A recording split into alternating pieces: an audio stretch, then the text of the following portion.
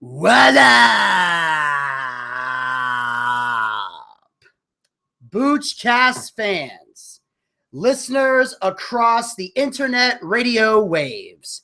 This is Vinny Bucci, aka The Booch, and this is that time again, once again, yet again for the Boochcast. What's up, everybody? It is Tuesday, April the 19th, 2016. It is high noon, and history is being made today. Yep, it's today. That's right. You'll notice the title of today's Boochcast episode is Boochcast Gets Visual. That's, of course, for the title for all of you guys tuning in currently on Blog Talk Radio, which is the audio edition of the Boochcast. But for those of you tuning into the visual aid that I've got up here right now, it is Boochcast debuts on YouTube. Now, this is one of the rare moments where I'm going to make the titles a little bit different because today, the Boochcast is officially making its debut on to YouTube. That's right. I currently have I have not one, but two computers working simultaneously. I am in the Boochcast studio right now. I have got the main computer up with my soundboard and all my buttons and everything that I use here. Matter of fact, I'm going to take a little camera right here. Let y'all get a look at that. Look at that. Look at that right there. See that? That right there, ladies and gentlemen, is my soundboard. That's right. All the magic happening right there, showing it to you. Those are all the buttons, all the sound effects, little clips I get to do, songs, music, audio, etc., interviews. And, of course, there's the on-air button, tells me how much time I got. And, ooh, there's a number right there. I probably should have censored that. But anyway, well, it doesn't really matter. All that matters is it's my number, and I put it on business cards anyway. So, but please don't call that number expecting me to give you any special prizes. Unless you're a girl that wants to give me a special treat. By all means, call the number. I'll be waiting. But yeah, so we are here on YouTube as well. I'm very excited for this. This is something that, I mentioned yesterday that I originally wanted to air the season premiere on YouTube. But unfortunately, I found out that when you do live streaming, there was a lot of complications I had to deal with.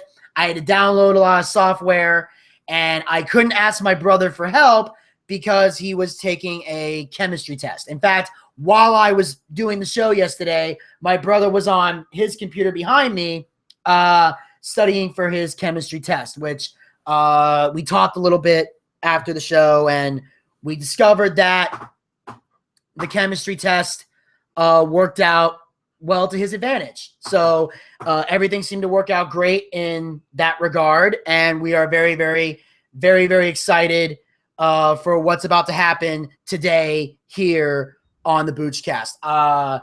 Today is my debut on YouTube, and basically how this is all going to work and sort of be put together is like I said, I'm broadcasting simultaneously, and the key thing that I wanted to do when I set this whole thing up was originally a long time ago, we tried streaming on YouTube the first couple days, or maybe a couple weeks, I should say, of doing the Boochcast. We were trying to do everything simultaneously. We were trying to make it work, but at the time, the audio, not the audio, but the visual aspect just wasn't working because the truth is, I talk, we project, we give a lot of entertaining content to the show, but unfortunately, we don't really do anything physical in the studio.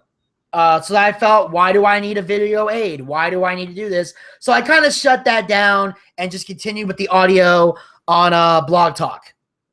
Pretty much is what we basically did. We just went in that route, fixed everything up, and got from there. Well, as I mentioned before in the past, we've been looking to make some changes to the Boochcast, to make some changes to how things are going to work and operate here on the show.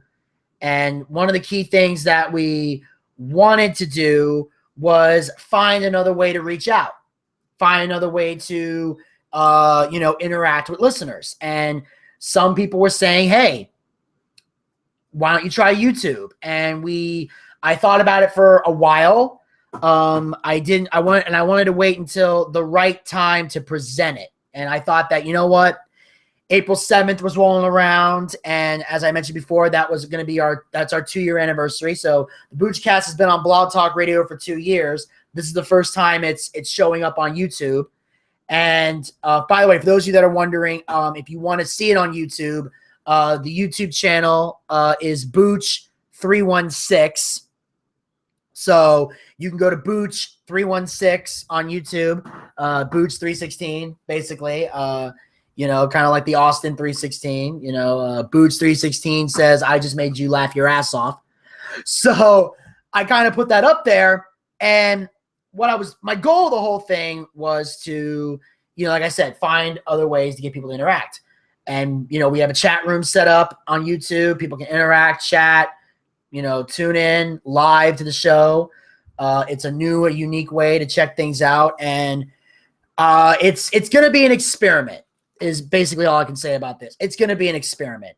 So there might be times where mistakes will be made. Problems will be, not solved immediately. So because every time I try something new on the Boochcast, it doesn't usually go well the first time. It takes a couple shows to get the rhythm going before everything works out perfectly. And, it also gives you guys an opportunity to really look at everything from a different perspective. Like today, here on the Boochcast, one of the plans we're going to have today is we're going to do a recap of Monday Night Raw, because that's what we do on Tuesdays. We recap the Monday Night Raw that took place the night before, because this is primarily a wrestling show. For those of you on YouTube that are tuning in, this is your first time ever seeing the Boochcast. This is kind of what we do. It's a wrestling-based show, but I also tell stories, talk about a lot of topics, and I invite callers and listeners to chat with me on the show. You can go into the chat room here, or you can call into the Boochcast through Blog Talk. And the number is 347-838-8433. That's right. 347-838-8433 is the number to call in if you want to chat with the Booch. And one of my experiments for this is I have 2 different microphones that work for the Boochcast. I have one microphone that connects to YouTube, because for those of you who may not know, on Monday after the show went off the air, I was getting some post-production work done. I started binge watching Daredevil on Netflix. Desmond, my co-host, who hopefully will be calling in today, recommended Daredevil to me, and I've been checking out the first couple episodes. I can honestly say it's great. So I use it as something to watch while I do post-production work. It allows me to keep my recent Netflix addiction in check, if you will. Now, with the Boochcast, it's going to be a little bit different. See, because on Blog Talk Radio, in terms of live streaming, I can go as far as 2 hours. And then after that, you get an additional free hour of recording. Basically, if I'm not done by 3 o'clock, Blog Talk Radio will kick me off the air. Luckily, with YouTube, you can broadcast for 8 hours. Now, don't worry, I'm not going to do an 8-hour Boochcast, so don't panic.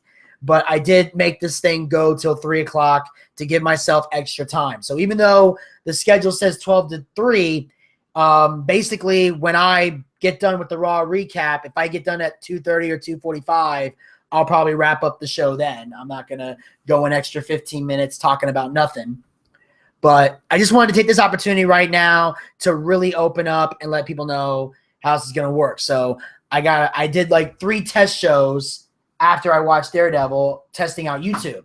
And I found out that I needed a microphone plugged in to gather up the audio portion. So I was able to do some testing, make sure this thing is working perfectly, and everything's going well. I also have my phone right here that allows me to connect to Blog Talk Radio. In fact, here's a little funny story. The Blog Talk people already know this, but for the YouTube listeners, I had actually forgot to unmute my Blog Talk Radio microphone. So here on YouTube, you've been listening to everything I said. They lost the first like 3-4 minutes. They didn't hear a damn thing. So depending on when I finish the show today, I may be able to go back and fix that later. If not, I guess I'm stuck.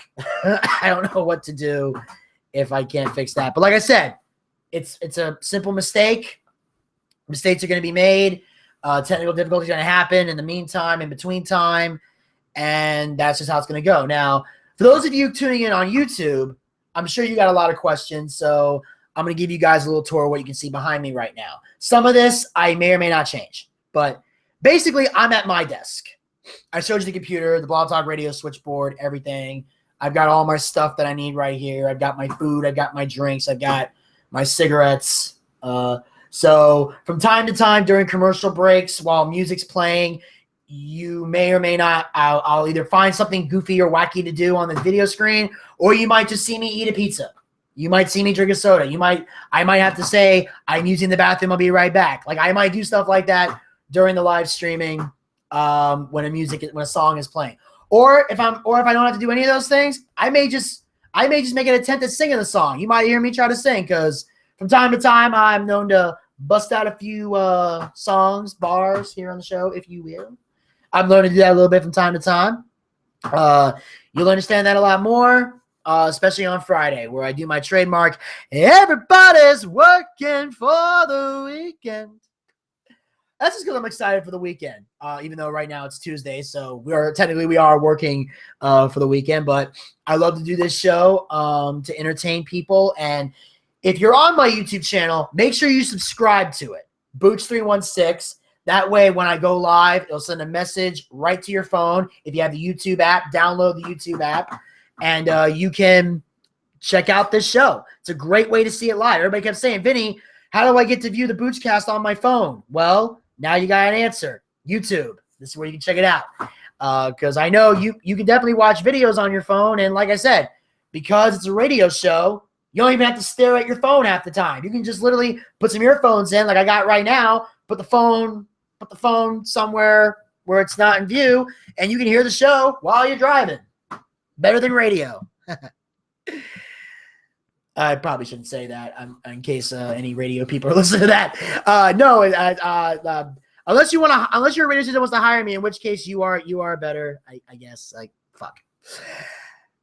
Ladies and gentlemen, that is it. That is what I like to call digging a hole, son. I'm digging a hole here, just the digging of the hole in the da-da-da. Dig, dig, dig, dig, dig, dig, dig, dig, dig, dig, dig. Anyway, here's a tour of the place right now. Basically, what you're seeing behind me right now, right here, this is my brother's area. This is that's his computer, that's his microphone. My brother does a video streaming thing on Twitch. Bucci Smash, BOOCHIE SMASH, Bucci Smash. You can find that on his Twitch account. You can also go on his Twitter account at Bucci Smash to follow my brother on Twitter. By the way, check out the Super Bucci Brothers Super Show on Blog Talk Radio if you want to get a good idea of what my brother is like. I had him guest co-host the show, and I do plan on having him on the air from time to time to chat about some things. So ultimately the goal is to have a great time and really just, have fun when he's on the show. So the next time we're going to bring him on will be crazy topics. We have a lot of fun. We talk about video games, talk about what we were like growing up. We tell stories. We get into a little bit of politics, especially since my brother and I are the most political we've ever been in the longest time, mostly because this is the one election we see where change can actually be a coming. And then, of course, behind me, you got the picture of Scarface, Al Pacino. And that's him at his desk with his drink and his pile of cocaine. My brother loves that picture, decided to get it. I'm going to try to see in the future. I might angle the camera so I can show some other things. Matter of fact, see if I can angle this for a second here.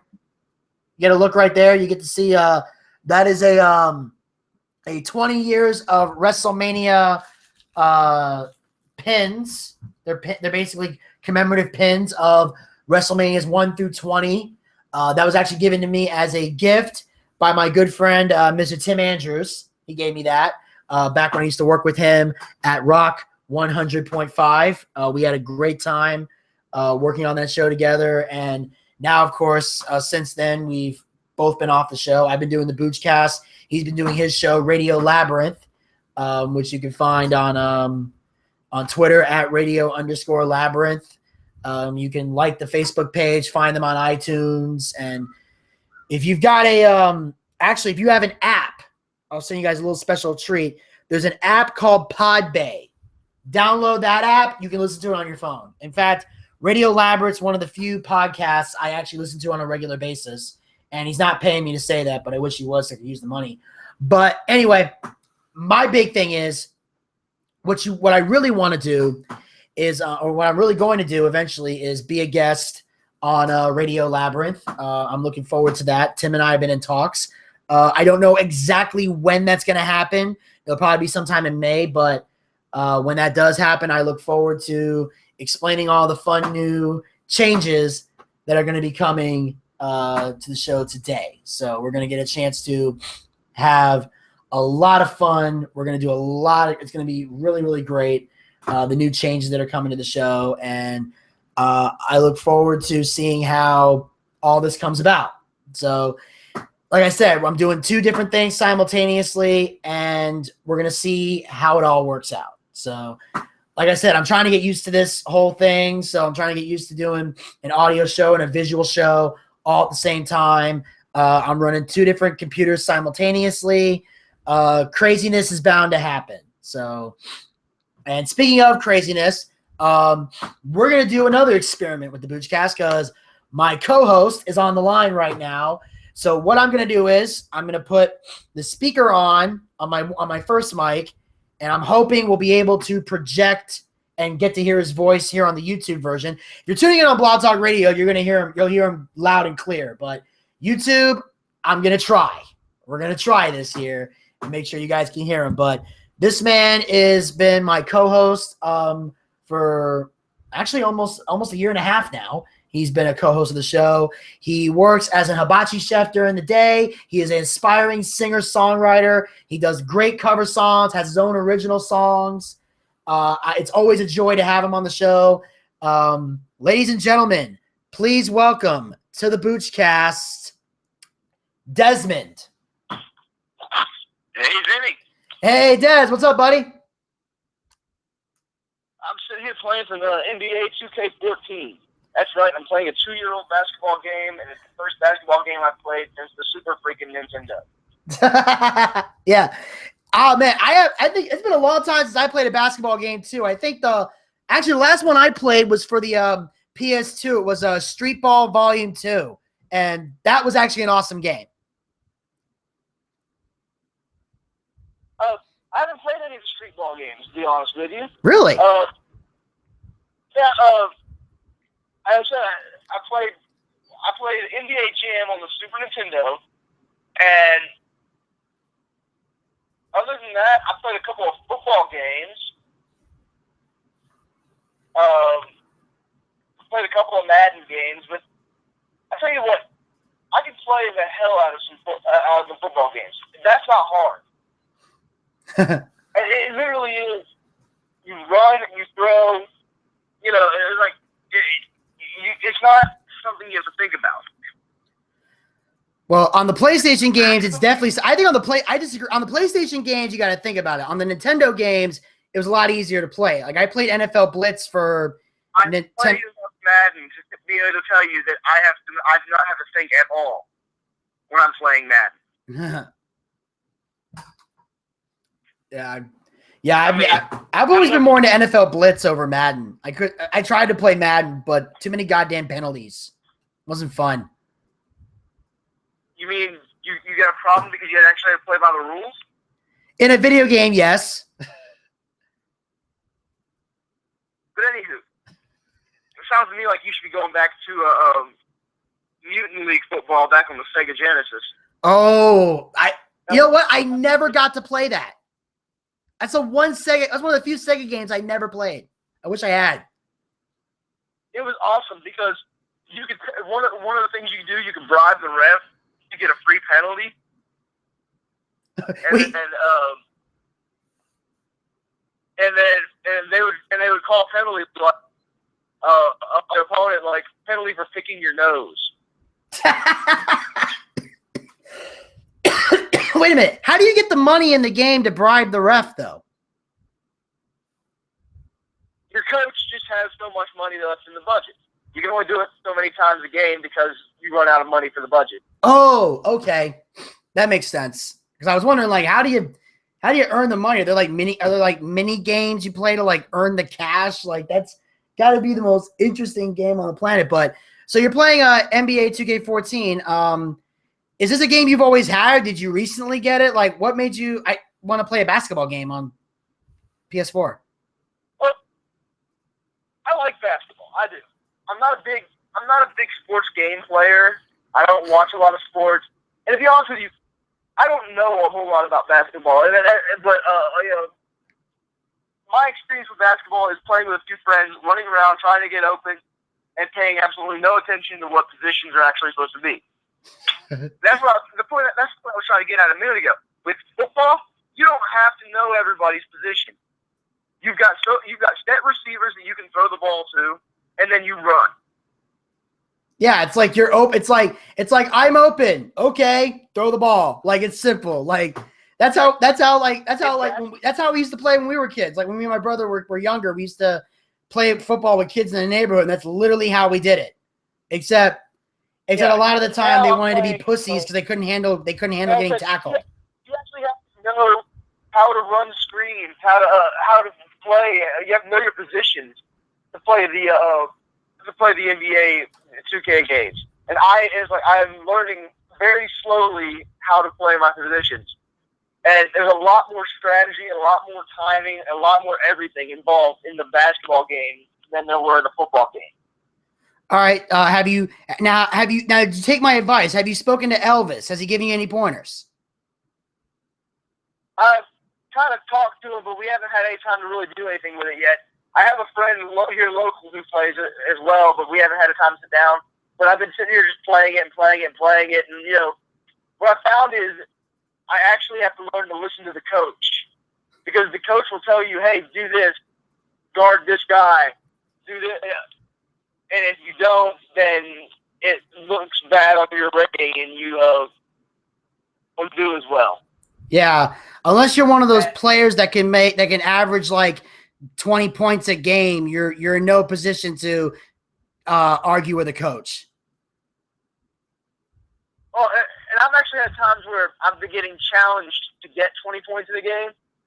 And at the beginning of your career mode, when your stats are shit, that's almost freaking impossible. Obviously. Like, you get in Twitter wars with people on this game. Wait. People are posting on social media saying, hey, I'm going to shut you down. I bet you can't even get 20 points in this game. Wow. And and I'm sitting here like, I'm only getting 8 minutes. I'm only actually on the court for 8 minutes of the game. So you're probably right. That would be, you know what? I think for WWE 2K17, they should do that.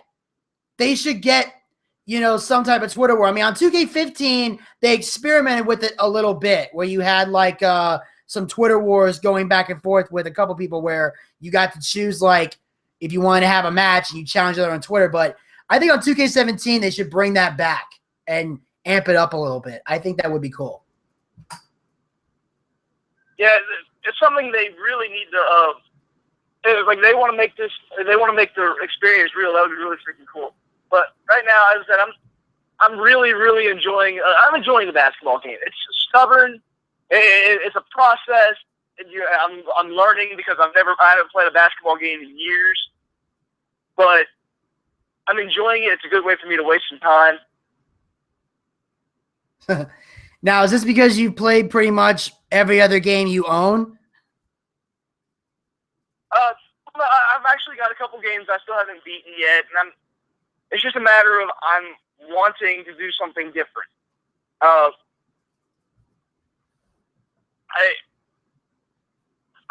was getting bored playing everything else. Now I've got a handful of games here, and I can go back to any one of them. But I was like, it was a $5 game. It was because it's a 2-year-old sports game. Sports games tend to go down in price really quickly because the new one comes out. And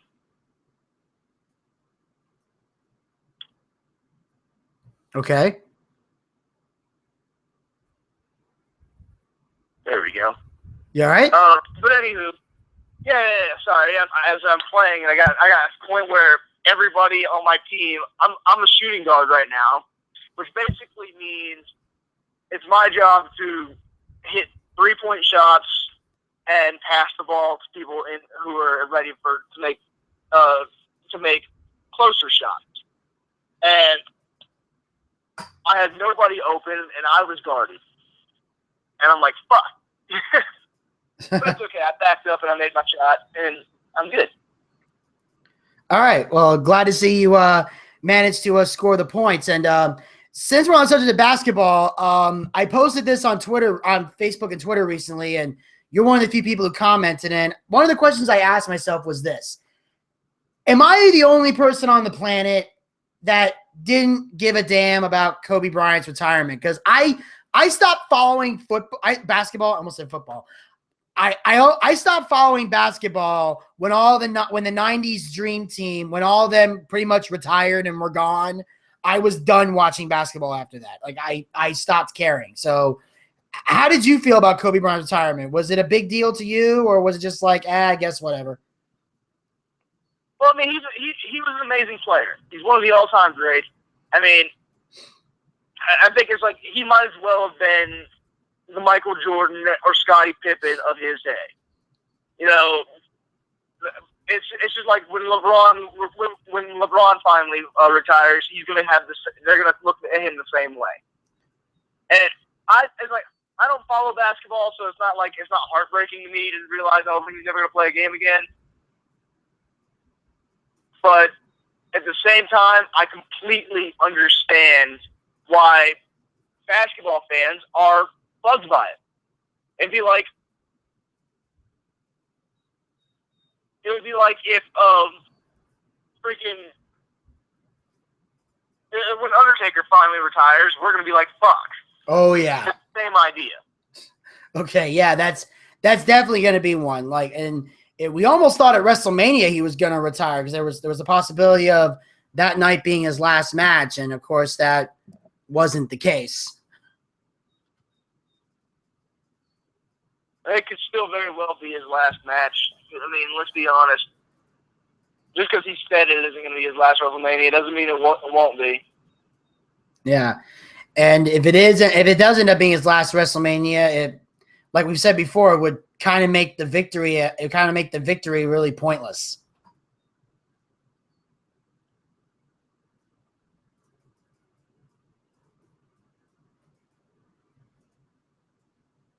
Des? Wait, what?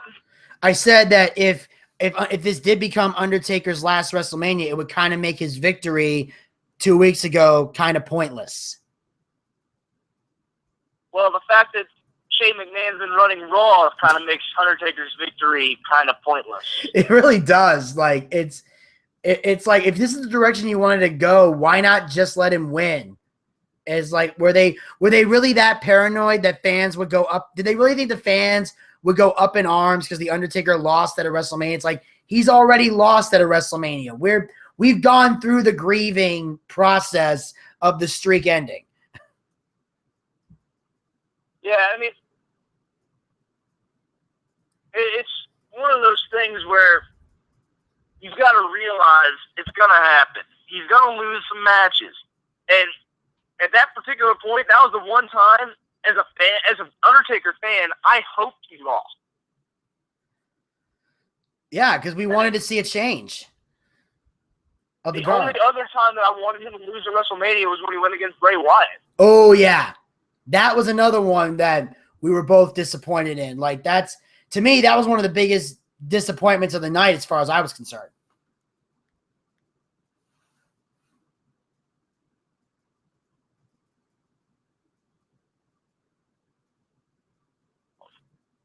So, I mean, what it's going to come down to in the long run, and I need to put this game down because I'm not even able to focus. Obviously, I've been enjoying the game. It's a game that makes me actually think, which is not something that I usually say about a sports game. Yeah. Part of the reason I don't play sports games. I like games that make me think that I actually have to work on. And like Madden, I don't feel like I ever have to work on it. Yeah, like the buttons just come naturally to you.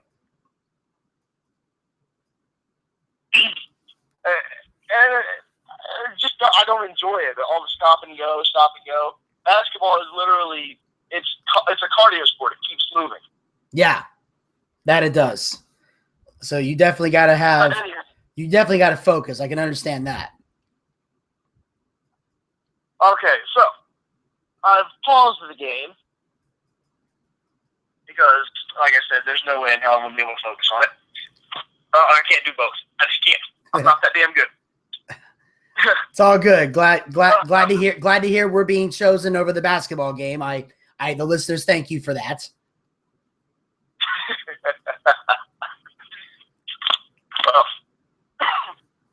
So anywho, yeah. Kobe Bryant retiring is no different than one of our legends retiring from wrestling. I mean, it's people who actually care about the sport. It's a big deal to them because of who it is. Absolutely. I mean, that ultimately, at the end of the day, that's the bigger picture. Like people who love basketball are going to be saddened by this, and Lakers fans are definitely devastated. But if you're not following basketball, it's not really on your to-do list. I just got so sick and tired of seeing so many Kobe Bryant memes on my Facebook feed. That was the main reason I just posted that, to be honest. It's like after the second. It lasted all of 2 days, man. What? Come on. It lasted all of 2 days. It still annoyed me. I mean, come on. We saw shocked WrestleMania shocked Undertaker lost guy like for a year. Yeah, but I'm a wrestling fan. I'm gonna be cool with that. Yes, but it's the same goddamn thing. You think wrestling fans didn't get? You think non-wrestling fans didn't get sick of us posting that shit? Oh, I'm sure they got annoyed. But I was talking mostly about me. The post was all about me. I'm not saying Kobe sucks. I'm just like, can I be the only one that doesn't give a damn? I'm like, leave me alone. Well, yeah, if they're not tagging you in the shit, I don't see the problem. I just kept seeing it in my feed while reading notes, and it just annoyed me. If they were tagging me in it, I would have been 20 times as pissed. There would have been F-bombs in that post if I was getting tagged in them. Note yourself, tag Vinny in basketball posts. Okay. Yeah. For the YouTube listeners out there, Desmond takes pride in doing stuff like this. So it's something to get used to.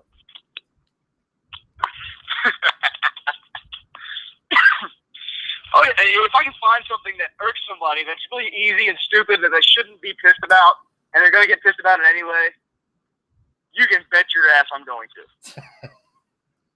to. Yeah, I'm gonna get a lot of basketball posts. I'm not looking forward to this at all. I know it's gonna happen, but I'm not looking forward to this at all. No way. I've actually got a couple of friends who I could probably message on Facebook just to post extra memes for basketball.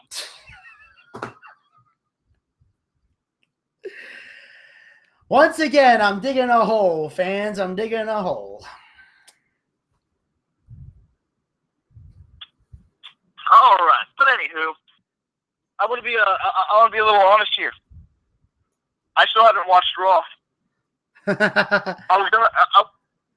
fell asleep. I was gonna watch it last night before I went to bed, but then I fell asleep at like 11:30. Before the whole show was posted online. Yeah. And I'm like, okay. I was like, so I woke up in the middle of the night, like, okay, I'll watch it when I get up in the morning. And then I slept till 10:30. Oh boy.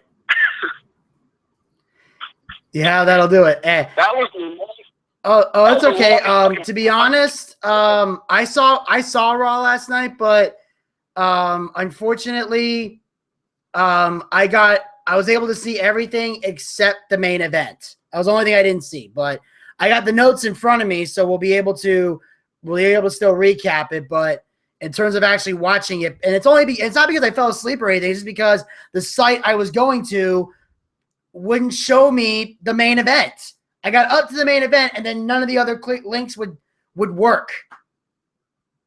So I pretty much could. The only thing I couldn't see was the main event match of the evening. But I saw everything else. I got everything else, and I got the clips and everything. So we're gonna be good to go here, folks. So coming up today on the Boochcast, we will be talking about Monday Night Raw. So what we're gonna do is right now we're gonna take a short break here.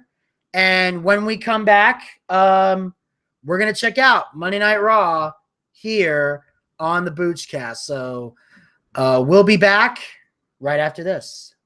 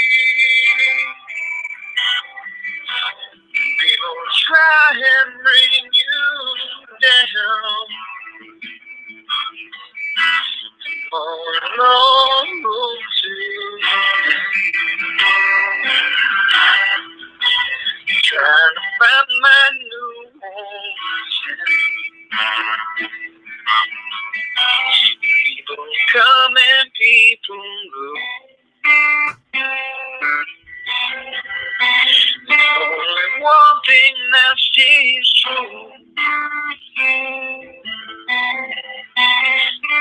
Yeah, we all will die. How you live is up to you.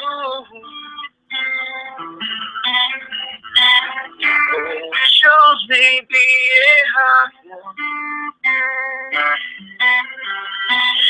But at least I've had some fun.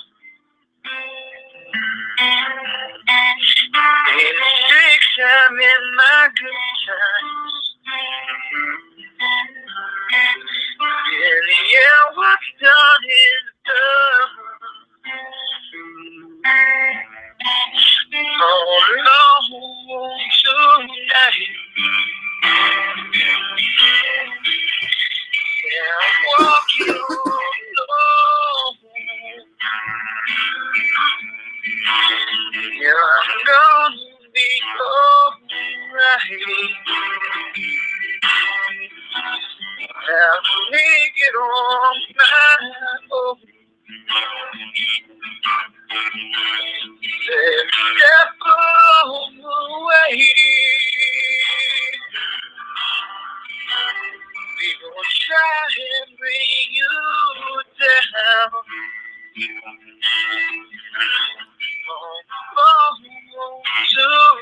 Tonight. And find my new hometown. All alone tonight. Trying to find my new hometown.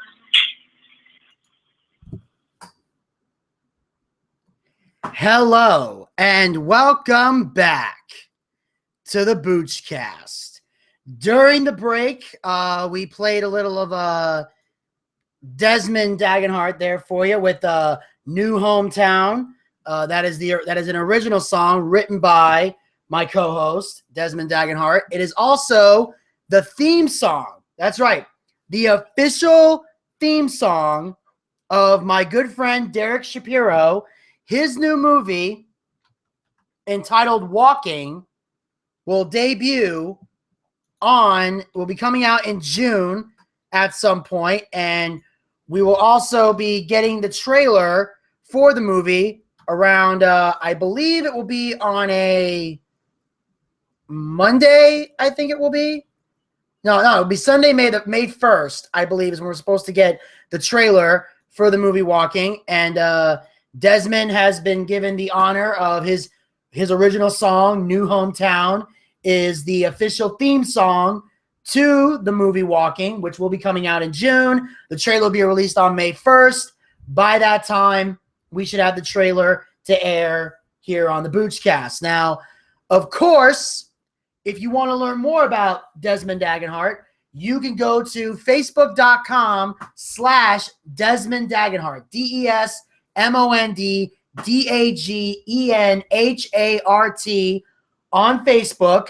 Like the page, check out all his covers and original songs. And also, if you have a song that you would like Desmond to cover, go to the Facebook page, let him know, and if he's able to do it, he'll do it. If he's not able to do it, he'll either learn how to do it or respectfully decline. I don't know, one of the two, but Desmond does know many, many, many different songs that he can cover. We've played plenty of them here on the Boochcast. We've also played some original songs, and I'm even more excited to have played New Hometown today here on the Boochcast. And that was Desmond Dagenhart with New Hometown here on the Boochcast. And on that note, ladies and gentlemen, we are going to commence with the Raw recap.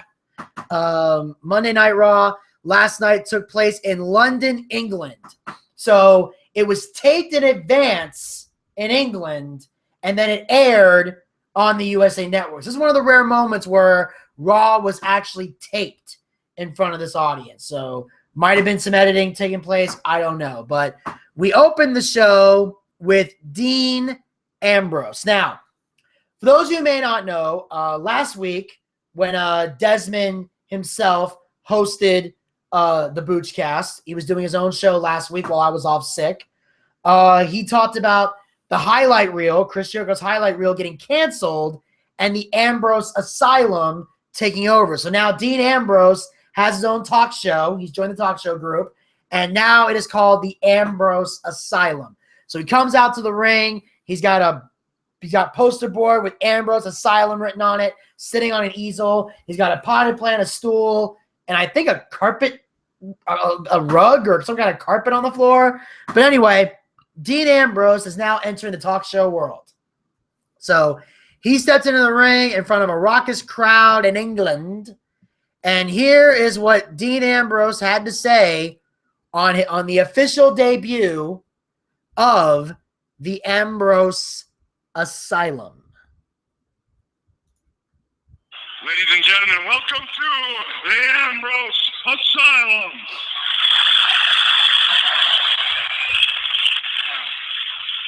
Let's see, what is in the news? What is in the news? Oh, did you hear about this? Did you hear about this?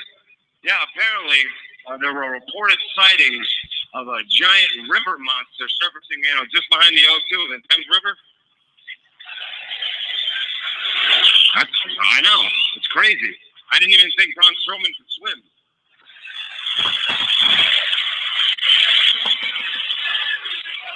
Brilliant.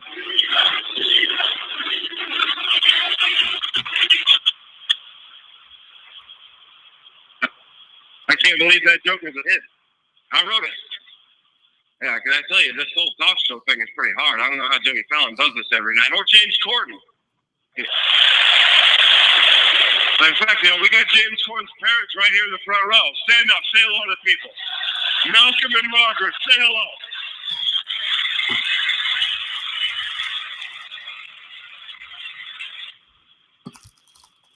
Yeah.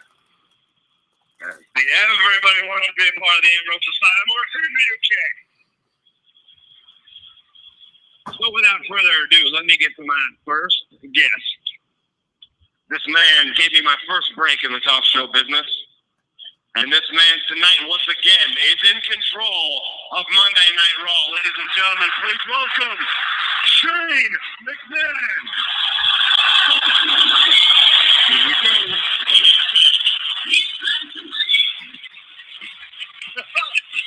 It's a huge. Shane's in charge again. I'm not sure this is good or bad. As you can tell by the response, WWE fans have been so supportive. Shane McMahon running the show the past few weeks. Because I can see the McMahon thing in, he's not going to do anything. That's the point. That's why the WWE boxing has been an incredible control, an incredible outpouring of support for Shane McMahon on social media. I'm going to try to talk to you guys on the YouTube page while the commentary thing's going to happen. So try to keep things down or download a little bit. But otherwise, I'll just be dancing like this.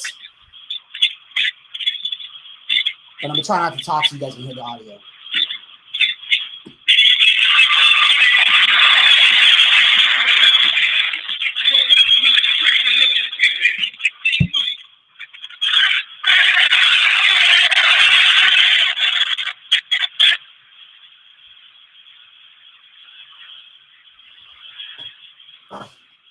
This is the part where you still got it. Welcome to the Ambrose Asylum. Nearly 17. Hey, thanks for coming, all right? We're really glad to have you. Thank you for having me. Have a seat. There's no chairs. Actually, we can stand.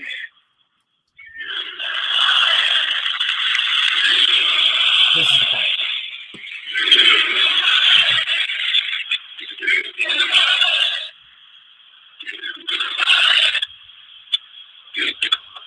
The WWE Universe says Shane McMahon has still got it. And I got to say, when you see this clip, everybody will agree. Now, Shane, I know you brought a clip, and we're going to watch it. But before we show the audience this incredible footage, I got to say, in my time, I've done a lot of things that have been deemed questionable. But this takes the cake. You risked your life to be the Undertaker. Good things for him. He moves. Now let's take a look at this clip.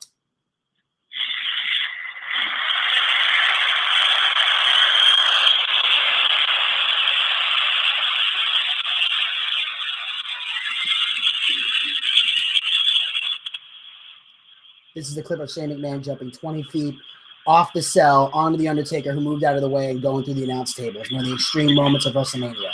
You can check this out on the Boochcast Facebook page. Go to facebook.com/the Boochcast. TheBoochcast. Click the like page. You can see the audio clip. Actually, the video clip of Shane jumping off the cell. Check it out. Wow. Well, Shane, you were the first guy I've ever met in WWE. That's made me stop and think, what was that guy thinking? Weirdly, that's one of the nicest compliments I've ever gotten. Thank you. So I treat my guests well on this show.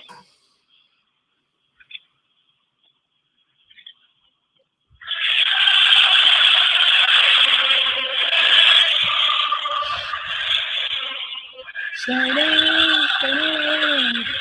right, we've had a lot of fun, but it's time to get down to business, all right? Let's get down to brass tacks. The WWE Universe has questions. I have questions. I brought you on this show to pick your brain. Any show could be your last show in control. So what are Shane McMahon's goals? Television ratings, great matches, world domination. What's on Shane McMahon's agenda? Well, really, it's all about you guys. That's what's on my agenda. Again, I've been saying it's all about the WWE fans because you deserve better. Yes, we do. There's a new era that has emerged here in the WWE, and superstars that would never have gotten a chance. Superstars such as, let's say, the phenomenal AJ Styles, Sami Zayn, the Boss, Sasha Banks. It's again because all of you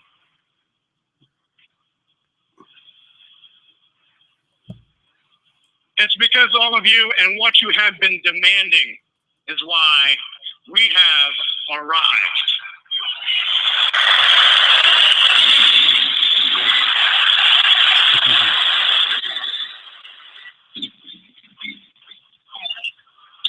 I don't know if you hear the entrance music, but Kevin Owens is coming out. Kevin Owens. Talk about that Rumble. The prize fighter. Hail this Jonah. Trying to see what he's going to say. Sometimes the entrances and everything get a little scrambly on the blog talk. But we're hoping to see if once Kevin Owens starts talking. You know what, Shane? You hear clearly. You can talk about the evolution of WWE and how this is the beginning of a new era all you want, but you're not fooling me because, in my opinion, this is the same old crap that I've seen for years. And what I'm seeing is a McMahon mad with power. That's you. Who's got a personal vendetta against this generation's #1 superstar, and that's me. Hey, he's the #1 star. Mr. Owens, I do not have a personal vendetta against you in any way. You don't. Is that right? Well then, why'd you have me kicked out of the building last week? I had you removed from the building because you were going to cost Sami Zayn another chance at the World Heavyweight Championship. Okay, so let me get this. I got punished for telling you what I was going to do. I got punished for being an honest man. Is that right? And I am an honest man because you know what I said last Monday is 100% true. Sami Zayn does not belong anywhere near the WWE World Heavyweight Championship. You know it, and I know it. I know it better than anybody else. Because Sami Zayn has been riding my coattails for over a decade. Because the fact is, he's not good enough to make it on his own. Sami Zayn is an absolute waste.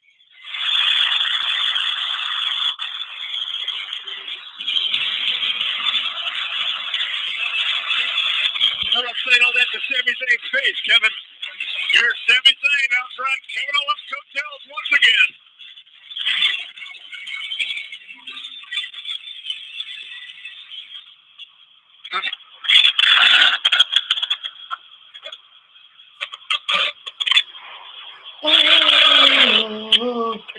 It's funny, Kev, you talk about me riding your coattails because as I remember it, I got signed by WWE before you. You did. And I know that drives you crazy. And I know that's why you threw our friendship away and attacked me in NXT. But I know, and you know, deep down, that you would never, ever have ended up in WWE without me. You've made a career stabbing your friends in the back.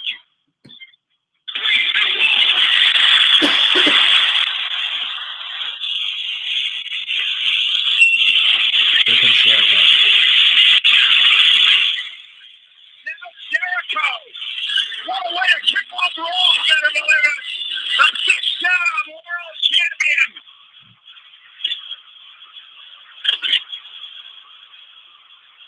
Stop your mouth like it's from the city.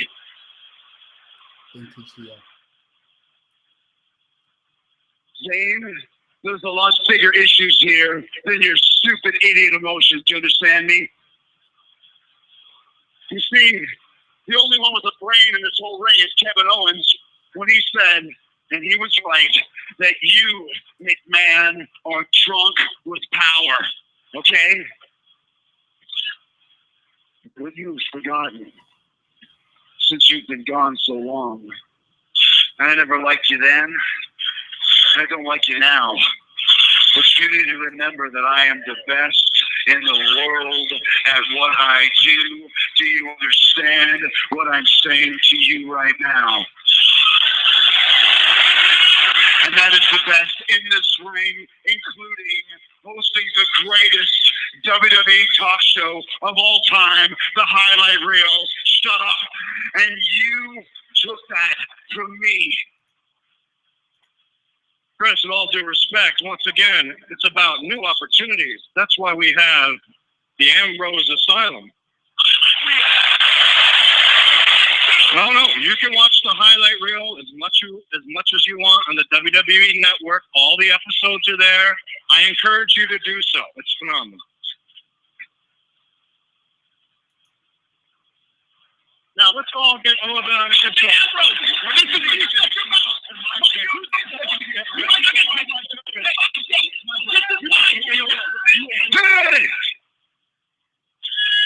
Be careful around the plant. It's getting hot now. All right, look. Tensions are really starting to get hot here. So this is what's going to go down, all right? In 2 weeks' time, at Payback, I'm going to make a little match here for this right now. So it's going to be Chris Jericho. If you're truly the best in the world, then prove it. Because you're going to take on the lunatic fringe, Dean Ambrose.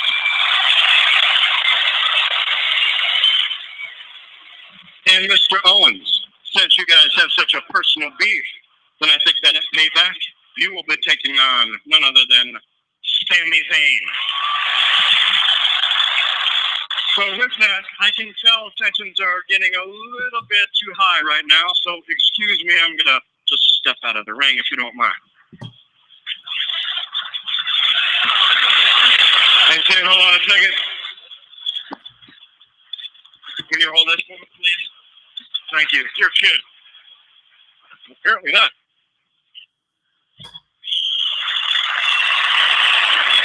Elliot Ambrose, we're ready to roll it. Here we go.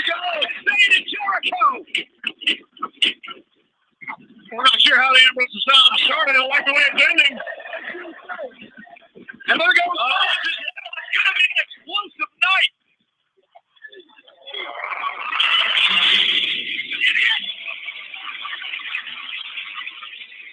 Ambrose gets Jericho. Zayn gets Kevin Owens in 2 weeks to Payback, but Shane O'Mac is back in charge tonight. All right, so I guess it's safe to say we've got 2 great matches already booked for a pay-per-view. Absolutely. Now, I do have one thing I want to point out here. Am I the only one who thinks that Jericho's promo skills are a little less than they used to be? I agree with you 100%. I'm sorry, but I feel like every time he talks, I feel like I'm back in middle school. Stupid idiots. Yeah, I'm all for heel tactics, but this is ridiculous. Like, the only part that gets interesting is when he says, I am the best in the world at what I do. Do you understand what I'm saying to you right now? Well, I mean, that's always been his way. He always drags something out. But hey, and that's part of what makes him a great talker, because he can drag it out and without. But when you say the same thing just using two different words, come on. Yeah, I mean, it's just I don't know. It's like I don't know what's going on with Jericho, but his promos are not what they used to be. I think it has something to do with the fact that he can't say everything he used to say. Yeah, I think he can't be as edgy, so he's trying to find ways to work around it. And I think making him a heel makes it a lot easier. So at least when he sounds like he's in middle school and people boo him, it works. Oh, I liked him more as a face, because as a face he didn't. As a face, he was still able to make jokes and try to make the fans laugh and be happy. And I think as good as a heel as he was in the Attitude Era, without him being able to say some of the things he was able to say back then, he just ends up looking like a middle school bully. Yeah. Although I will say this, I do like I hope the Ambrose Asylum sticks around. I like Dean as a talk show host. Yeah, like the sea monster has been showing up. I didn't even know Braun Strowman could swim. That's brilliant. That is exactly how a talk show host would say that. Like that is genius. I love it. Like this is perfect. That was I swear to God, that's like when you watch the Conan show. You know, you watch Conan O'Brien's show and he starts out with a whole bunch of one-liners. That was a perfect one-line. That was something that Conan would have said at the beginning of the show.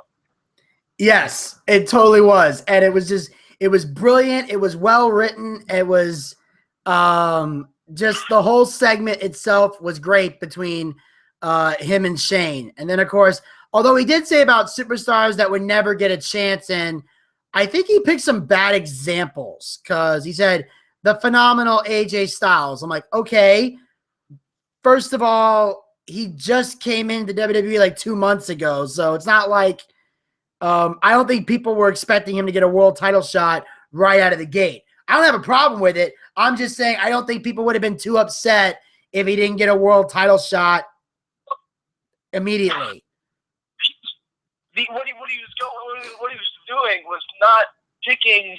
He was picking guys who didn't have the stereotypical championship look. Okay. AJ Styles does not look like your usual world champion in WWE. Okay, I guess that makes a valid point, but I'm just saying I felt that he did not pick good examples because these are three people that have gotten great, fantastic pushes even before Shane McMahon was put in charge. I would have used Dolph Ziggler as an example because that's a guy that, that's a guy that people view as being held down. So I would have threw him in there instead of like AJ Styles. I didn't think that was. Which is funny because Dolph Ziggler's been given chance after chance after chance, though. Dolph Ziggler's been in the world title picture. He's been in the Intercontinental title picture. He's constantly in some kind of a title picture. True, but that's not the way the fans see it. So I'm saying it would have worked for the fans. The fans believe he's getting screwed over because he's not in the main event consistently. Yeah, see, that's what Shane was being very careful with how he picked his choices here, because he's the reason that right now the AJ Styles is in the world title picture, and having him in this world title picture, when he's such a small guy and he is so new that he wouldn't have been someone who was automatically there. He said it, that's what he was saying, is someone who would have never been given a chance. He's too new. He's too young. He's too small. He's, everything. It makes sense. Yeah, I guess when you put it like that, it does make a little bit of sense. But I don't know. I guess he was trying to build a storyline around. And then she said Sasha Banks, and I'm like, Sasha Banks. Sounds like Sasha Banks had an incredible career so far. The only injustice is that she should be the women's champion right now. That's the only injustice being done to Sasha. Yeah, I don't know. It looks like there's a good chance Natalya might be the next women's champion. Yeah, and we're gonna explain a little bit. And we'll explain a little bit more about that as the show progresses. But we already know Chris Jericho will be facing Dean Ambrose at Payback, and we're finally gonna get Sami Zayn and Kevin Owens one-on-one. All I can say is about damn time. You keep acting like everybody who is in WWE knows about what happened with them in NXT.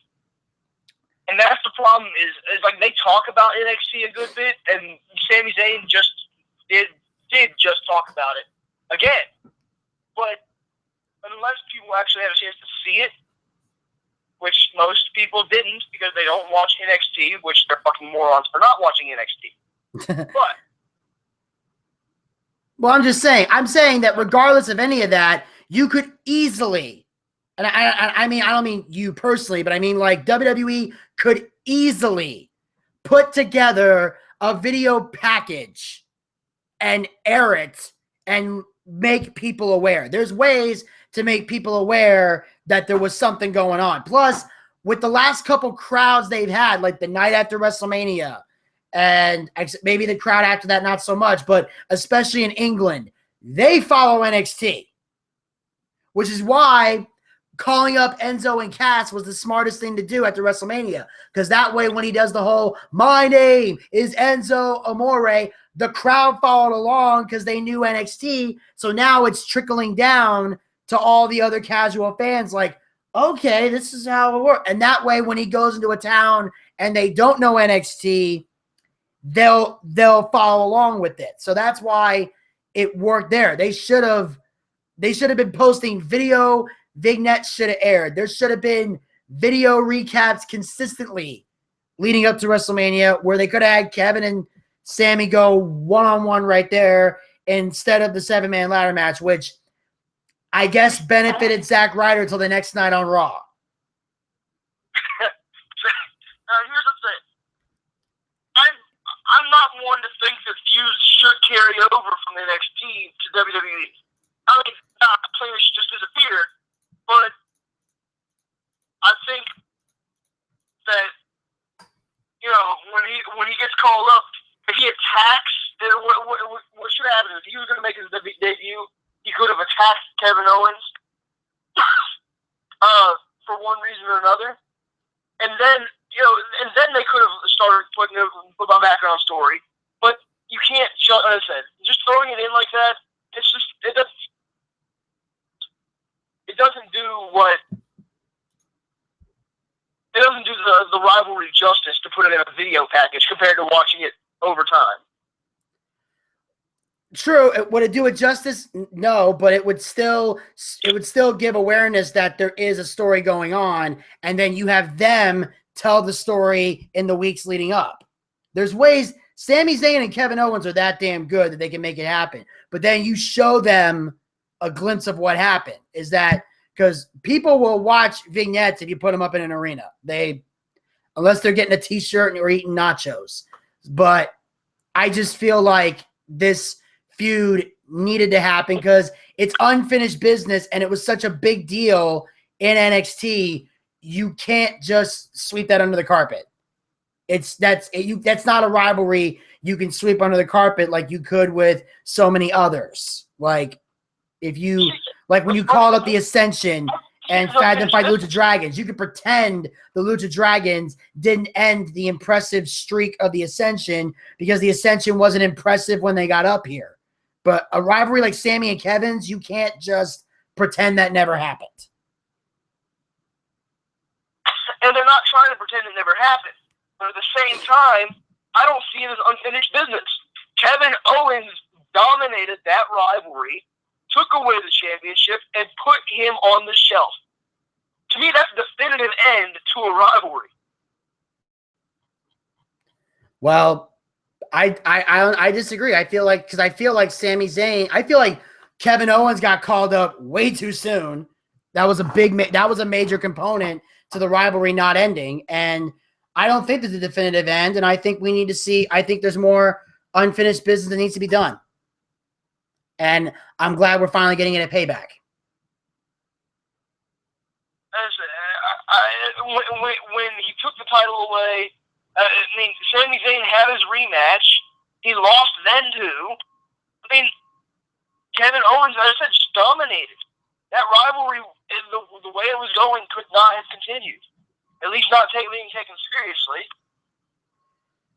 All right, well, we got a third party on the line. We'll see what this person has to say. We got the call on the line. We'll take the call, see what's on the person's mind. And hello, you're on the Boochcast. Those two are bound to fight each other forever and eternity. Everybody knows that. The rivalry is not over. It's just begun on the main event. And welcome, ladies and gentlemen. It's motherfucking Elvis, guys.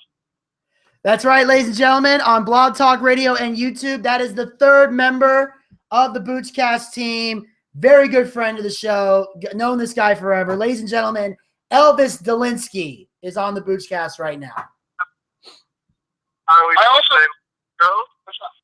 also want to point out he's the reason I don't call in at the top of the show anymore, because I'm not listening to that stupid ass shit. Let's look at Dick says. Get over it. Song 1, fair and square. Yes. The song literally is about balls in mouths, okay? The only one of us who that even has anything to do anything with is Vinny, and we're going to leave out the details of that story so people can go back and look it up in the archives. Yes. But I'm still going to say fuck you for that. All I have to say is, if you had a funny bone in your body, Desley, you understand that it's a great comedic song. It's funny, and if you knew what comedy was, you'd play it laugh a little bit, you know? So, it's a funny song. It's about balls in your mouth. It's about power balls in your mouth. It's a double entendre, and it's funny. And the thing that most of the people listening to the show kind of have a funny bone, too, because, you have a comedian sitting right next to you who understands timing when it comes to comedy. That song never gets old. It's catchy. It's fun. It's funny. And, you don't have to listen to the beginning of the show as long as you still, listen to it and watch it. You can easily skip the first 5 minutes because if you don't like the song, it's fine. But the cool thing is, I introduced it to the Boochcast without the intro song. So that's really, really dig it. It's amazing. Yes. Now, for those of you that again, we're broadcast for the first time ever. We're broadcasting simultaneously on Blog Talk Radio and on YouTube. So for the YouTube YouTube viewers out there that are not familiar with this, basically, we did a Twitter poll the week about a couple weeks ago where the fans got to vote on songs they want on the new intro song for the Boochcast. Everybody kept saying it used to be the Black Eyed Peas, Get It Started, but everybody got tired of it after a couple of years. So we decided, okay, we're going to go for a new look. We'll change the song. So I threw in songs that everybody liked, and Elvis suggested the song Balls in Your Mouth. Now, this is a song written by Jimmy Fallon. Now, the point of it is, it was about the BP oil spill, which was a big controversial moment in America. And basically, there were tar balls that were being formed in the ocean that were washing up on the sand. So that's why the opening song is, "The oil spill by BP has left tar balls all over the sea. So don't go swimming down in the South unless you want tar balls in your mouth." And then it goes, "Balls in your mouth." So that's how they were able to actually legally sing that song on the air, because they're not talking about testicles. They're talking about tar balls in the sea as a result of the BP oil spill. But people are aware that it's a double entendre because it can mean balls in your mouth. And that's the humor, and that's why the song's so great. And that's why he did cameo appearances with Eddie Vedder, Brad Paisley, Florence, and Russell Crowe. What's his name? The guy from Gladiator. Russell Crowe? Yes, I said Russell Crowe. Yeah, so it was a good song. I thought it was pretty cool. It looks like someone has a different take, but, whatever. Each their own, I guess. I mean, some people like Roman Reigns, so it's fine. And some people are too stupid to realize that he has improved immensely. They're about to get into I would have to agree that he's improved immensely, but he still sucks. It doesn't matter. I mean, he's not where he's supposed to be at right now, man. Don't get me wrong. Yeah, he's a tough guy. He's got the look. You have to realize he hasn't been in the business very long. It's like people want to judge him based on it's like, oh, he's not where he should be. Bullshit. Why the fuck is why is he champion right now if he's still in it for a short time? He shouldn't be there. You're right. He should not be there. Somebody else has been there for a long time. Hopefully that did that will have AJ Styles take that shit away from Roman Reigns. This is part of the show where I just sit back, relax, and let these two little girls fight. I don't see it happening. I would love to see AJ Styles take the championship. I just don't see it happening unless they're bringing out the Balor. And here's the main reason, because I think it's going to end up being, I don't know how we can make this work. I can't think without. But I have also read some of the sheets. But without having the Balor Club make an appearance and having AJ turn heel, because there's no way you can have the Balor Club be a face team. Well, if he doesn't turn heel, I mean, the thing is, like, as a babyface, he's got to show guys. With him turning heel, he'd be way better. Otherwise, he'd be lost in the mix. He'll be lost in the mid-card hell forever. So I'd rather him turn heel and be a tough contender than be a face and be second to Roman. That's gonna suck. Or have him be or if he, it's like I said, it's like he can turn heel. I'm not arguing that point. I would love to. I said I would love to see AJ Styles take the championship. I just don't see how they would make it work right now with him as a face, and I think it's too soon to turn him heel. Yeah, I'd love to turn AJ heel, but at the same time, like everybody knows who AJ is. And a lot of me is in China. He was a face for a while. When he was in Japan with Bullet Club, they decided to pull up the cards of the Balor Club. It's a perfect fit. It's going to work. So that way, Roman could do this whole one versus all thing and actually mean it. Because it has like, he can actually say, it's just all you guys, blah, blah, blah, to take me out. And then eventually say, I'll have some friends too, and go about that route, See, I'm looking for a, so the way they're setting Roman up right now, it looks like there's a good chance Roman's going to go heel. I don't think so, man. If I was dreams, I would love that. He's got a different attitude. Look at his promos from the last couple weeks. Seriously, and then look at the one he did from last night. Because I was reading up on that promo and what he said, and I've seen his attitude, and the way he's doing it, he could be doing a slow burn heel turn. Yes, and we're gonna play the audio clip of that interview a little bit later. So let's try not to jump the gun here, gentlemen. We haven't even talked about the first match of the night yet. Yeah, let's we literally, like Elvis, we literally had just finished the opening segment with the Ambrose Asylum. So now, of course, after all that craziness, 2 matches were booked for not only just Payback but also for Monday Night Raw. One is the main event, which was Dean Ambrose and Kevin Owens. We'll get into that later. But the next one kicked off Monday Night Raw, the first match of the night, and that was, of course, Sami Zayn versus Chris Jericho.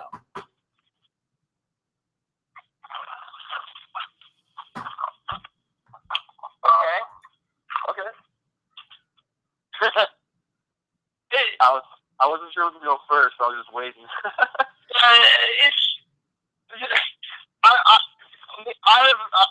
I wasn't able to watch the match myself, so I didn't want to jump in. But you know, with these two guys, you got two great in-ring workers. How long was the match? The match was pretty good. It's pretty well balanced. And the cool thing is, we're in London, so it's always it's always fun to see the atmosphere when it comes to these kind of caliber of wrestlers. For me, I'm kind of getting tired of I like the way he's saying when he comes out his music and everything else. But I always get tired of the faces who are the underdogs, which you could definitely tell in it. I'm sick and tired of having taking a lump that always have to overcome. Sami Zayn, he's a good performer. He's great and everything else. But he always has that Bailey face, ooh, I really gotta try harder to do this, and trying to get the fans behind him. And the fans are behind him, but it seems like he's trying too hard. I think, in my opinion, I think he's trying too hard to sit there and try to get sympathy from the audience. I'm sick and tired of that shit. It's kind of crazy, Okay, well, if that's pretty much what baby faces do, so what would you want him to do different? He wants him to be a heel because that's the only people he ever supports are heels. Pretty much, yeah. That's not. I mean, don't get me wrong. That's true. I do like heels and everything else, but Sami Zayn is a well-rounded performer. He doesn't sit there and get the sympathy and everything else. Because when he pulls something off, he doesn't sit there and look to the audience or try to sit there and raise his hand and get some kind of. Telling a story, man. Telling a story with your body is one thing. When it's in that ring, you're creating art when you're putting your body in a line over there.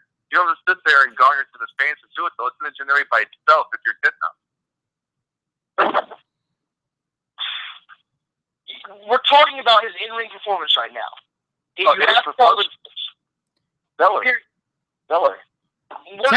So we're not technically we're just talking about the match. It's nothing any specific. And personally, I thought the match was good, but I think it's one of those things where I'm so used to seeing Sami Zayn and Chris Jericho do fast-paced, more like Sami Zayn doing so many fast-paced matches where he's bouncing around from one move to the next and doing all this other crazy shit that I felt that he really slowed the pacing was very slow in this match. I don't know if it's because Jericho's old or if it's just because Sami Zayn is learning to be a better storyteller. I don't know what it is, but I felt like this match was the slowest I ever saw Sami wrestle. And I don't necessarily mean that in a bad way. It was just very different. Yeah, it's probably because of grandfather Jericho. I mean, everybody knows that. I'm sorry, what was that? I'm thinking because of grandfather Jericho, man. I mean, don't get me wrong, he can still go. The guy's amazing in the ring. So you slow down a bit, and I'm not taking anything away from him, though. You're probably still like Sami Zayn, that's young and fresh. You're so used to him running around and doing all these amazing things. Him slow down is a little bit different, I guess, That would make a little bit of sense. I mean, because it does. I mean, because I just noticed that match being very, very slow. I mean, they still got all their good spots in, and Sami Zayn still put on a hell of a match, but I think Sami Zayn's not used to wrestling at a slow pace. So I think he was out of his element in this match. I think that's something he needs more work on. And the thing is, I'm kind of glad that Jericho's the right person to bring him in if that's the case, because I'm sorry, but Jericho, you have Randy Orton, John Cena, all these other people who work that kind of slow pace. You can't be go the whole time. I mean, same thing when it happens when you have the Lucha Dragons when they fight an older team, let's say the Dudleys or something. It's going to be a different kind of match. I mean, you're going to have a fast-paced match. Now, when you have let's say Enzo and Cass versus Lucha, that's going to be a fast-paced match or something, But we have old timers. You got to slow down to their pace and make sure you guys tell a story. Because what you do in NXT is not going to relate over to the main roster 9 times out of 10. Yeah, unless you're in a Marktown. Yeah, of course. But Marktowns are everywhere. If this is a big city, it's a Marktown. Oh yeah, and then of course, And then of course the match ends with Zayn sets up a Hoover kick. Jericho ducks down. The referee backs staying up. Jericho pokes him in the eye, hits the code breaker, gets the 1, 2, 3, and Chris Jericho wins the match. And am I the only one that's finding it odd that Jericho's winning a lot more lately? I'm not used to this. Well, because I think he's trying to put over his talent. He did the same thing with. AJ Styles won the first match, and Jericho won the second and the third, right? No. What happened was AJ won the third match, and then Jericho won at WrestleMania and confused the shit out of all of us. That's right. We're still trying to process why Jericho won that match, and Jericho, and of course Jericho's going off on people on the internet because they're all pissed off at the fact that he did not job to AJ at WrestleMania. And I'm trying to figure out why Jericho is winning this match against Sami Zayn. I'm not mad about it. I'm not bitter or angry or accusing Jericho of burying talent because he's put over so many people in his last couple runs that I'm just more confused. Why over Sammy? Why not let him get a victory over somebody else in the company that's not necessarily on a push or on a rise? I don't see the reason for it. Maybe they're telling a story. Maybe they're telling a story later down the line we're not aware of yet. That could be. I hope it is. But I'm just not used to Jericho winning. So when I see Jericho winning a match or this many in a row, I get kind of thrown at Jericho because I'm used to Jericho winning matches against jobbers. I'm not used to him winning matches against talent that's looking to be pushed to either a mid-card or main event level.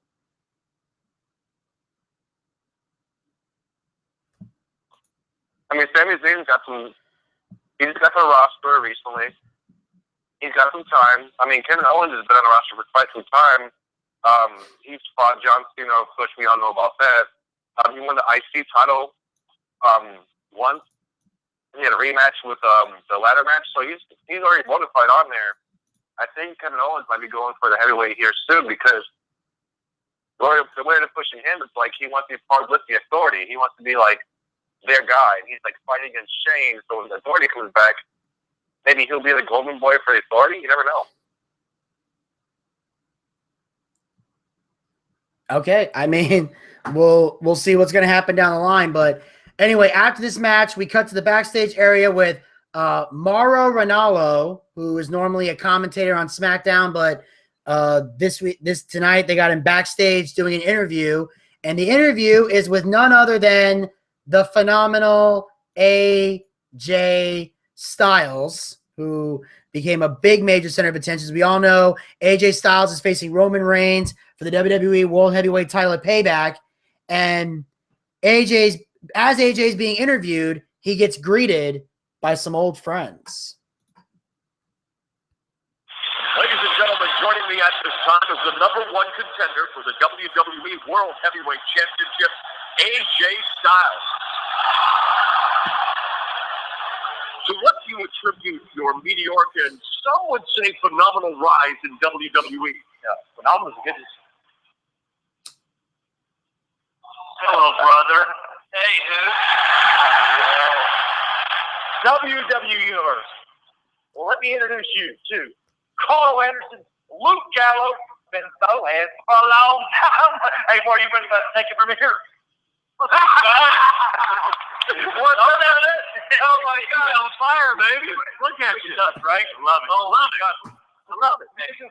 We appreciate you putting a good word in for us around here and getting our foot in the door. You know, I've been working my entire life to be in the WWE, and there's no turning back now. You belong here, bro. I can't thank you enough, good brother. Belong here. This is a land of opportunity.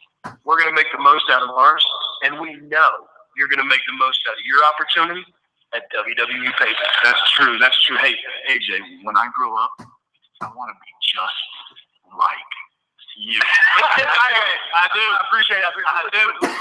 I'm just glad you're here. Thank you, man. It's beautiful back together. It's good to be here. But if we can, let's go find a spot to catch up because I need to work out a few hazy details from that last night we all had out. It's kind of hazy. It's kind of hazy. Hey, let's talk about it. Let's talk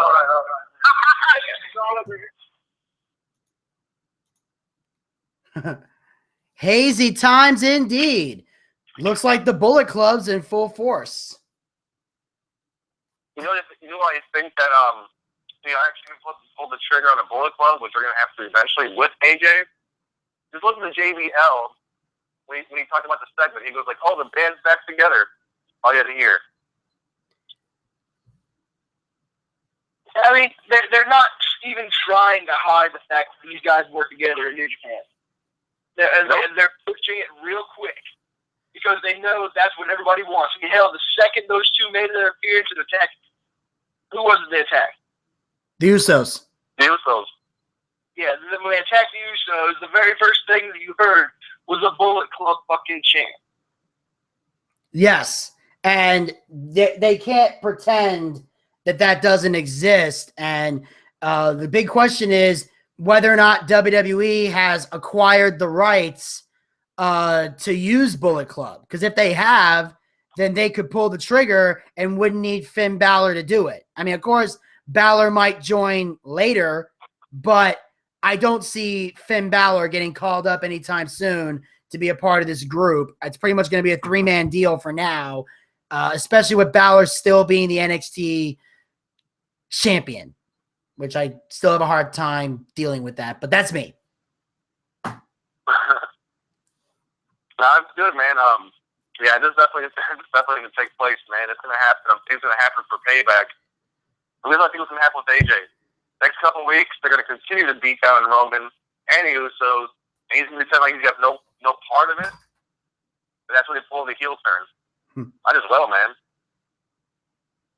Yeah, so we got like dump to the whole thing. Yes, yeah, we pretty much got a lot to expect from this, and of course, it's great. I'm still glad that Luke Gallows and Carl Anderson are now in WWE, and I found it funny that I found out now this is in a different version of audio that I got from the original, but at one point AJ actually has to stop himself from talking because he almost calls Luke Gallows Doc Gallows, which is not good.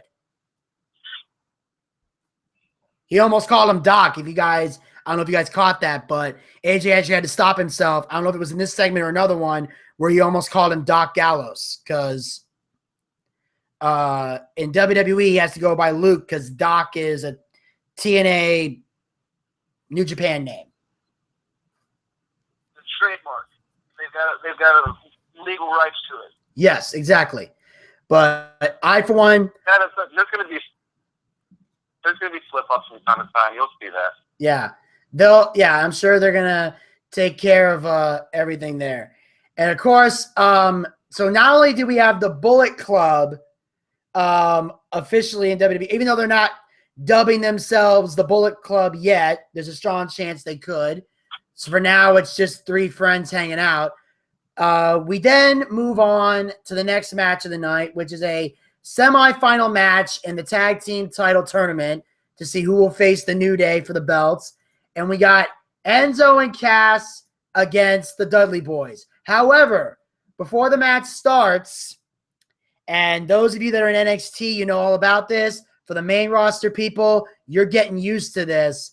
But Enzo, of course, coming out to the ring with his trademark promo, and nothing makes me happier than hearing it in WWE as opposed to NXT. Listen and enjoy. My name is Enzo Amore, and I am a certified G and a bona fide son, and you can't teach that. I don't care what your name is. And this right here, this is Big Cass, and he's 7 foot tall, and you can't teach that.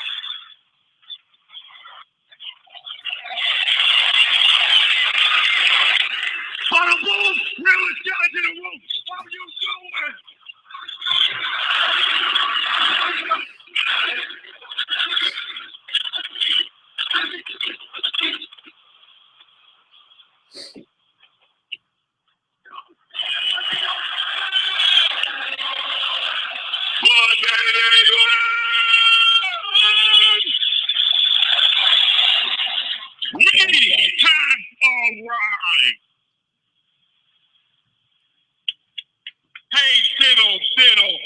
Enzo's got a riddle.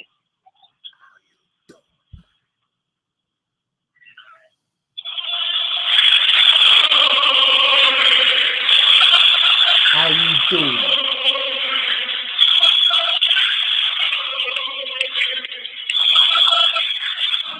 Hey, diddle, I said I got a riddle.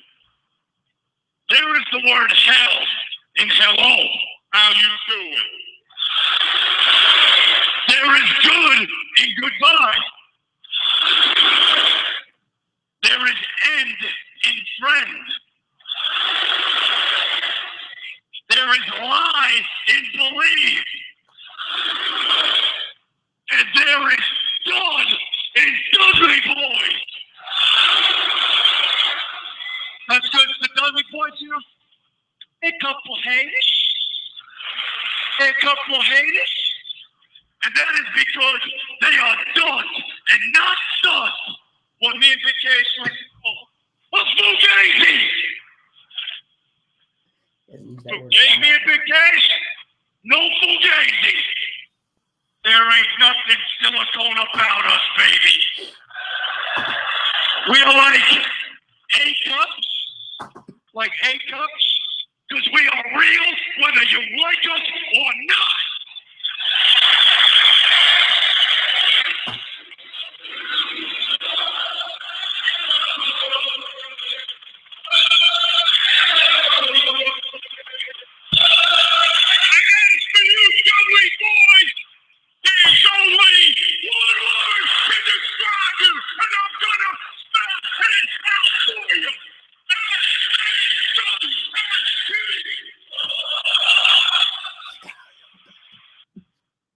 How you doing?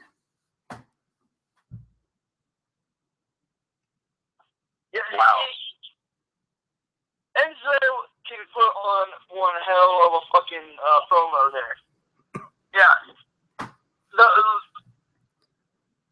Chaz only has to say a handful of words and let Enzo continue to do his thing. Yeah. In fact, I think the one mistake in the whole thing was Cass when he was trying to do London, England, and he sounded like he just hit puberty. That was the only bad part of the promo. Yeah, it's just one of those things where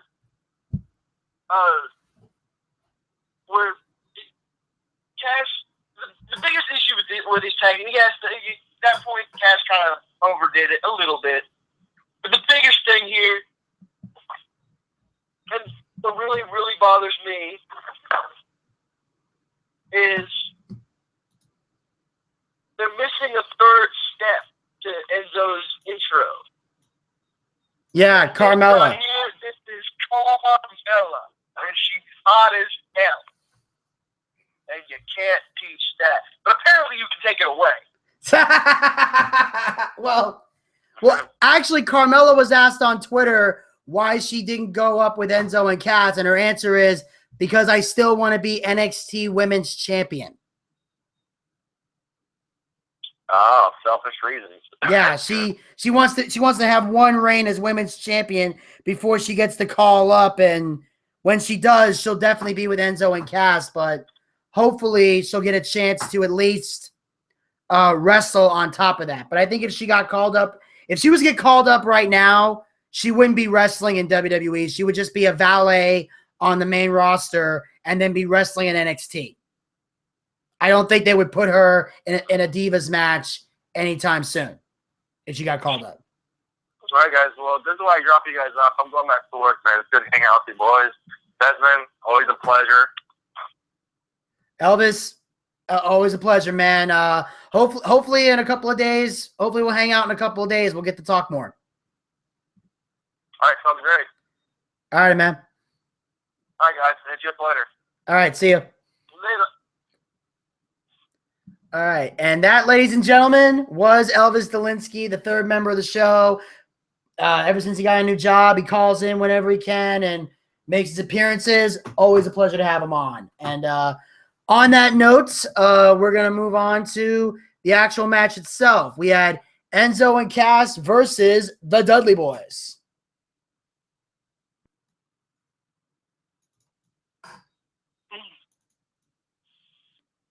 it was, from what I understand from this match, the Dudleys did what they're supposed to do, and they started out dominating. Yes. And then our faces got the definitive win already.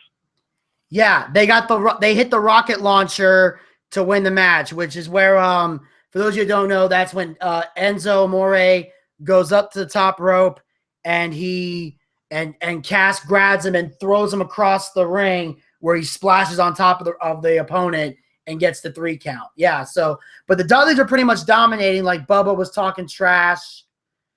Pretty much, because how Enzo was running his mouth, so Bubba got to run his mouth while beating down on him. Devon was knocking him out a couple times, saying you can't teach that. But in the end, they caught, and then they tried to catch Cass with a 3D. Bubba basically they caught him with a 3D at one point, but Bubba accidentally hit Devon with a club when Cass moved. Cass then hit a big boot to Bubba. Enzo got tagged in. They did the rocket launcher, and Enzo and Cass won. So they're basically going to the finals of the tournament. Enzo and Cass.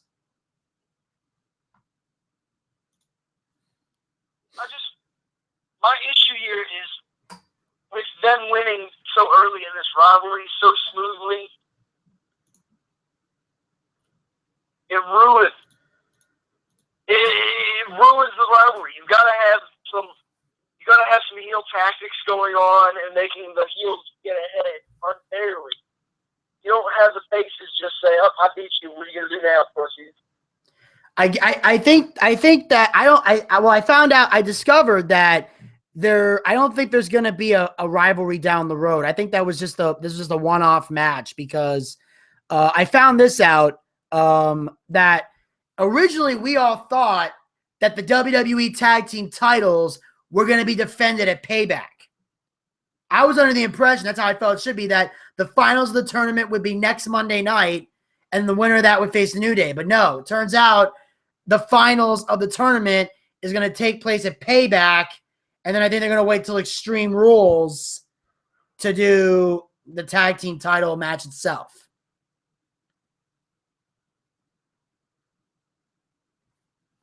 So I think they're ending the rivalry between Enzo and Cass and the Dudleys.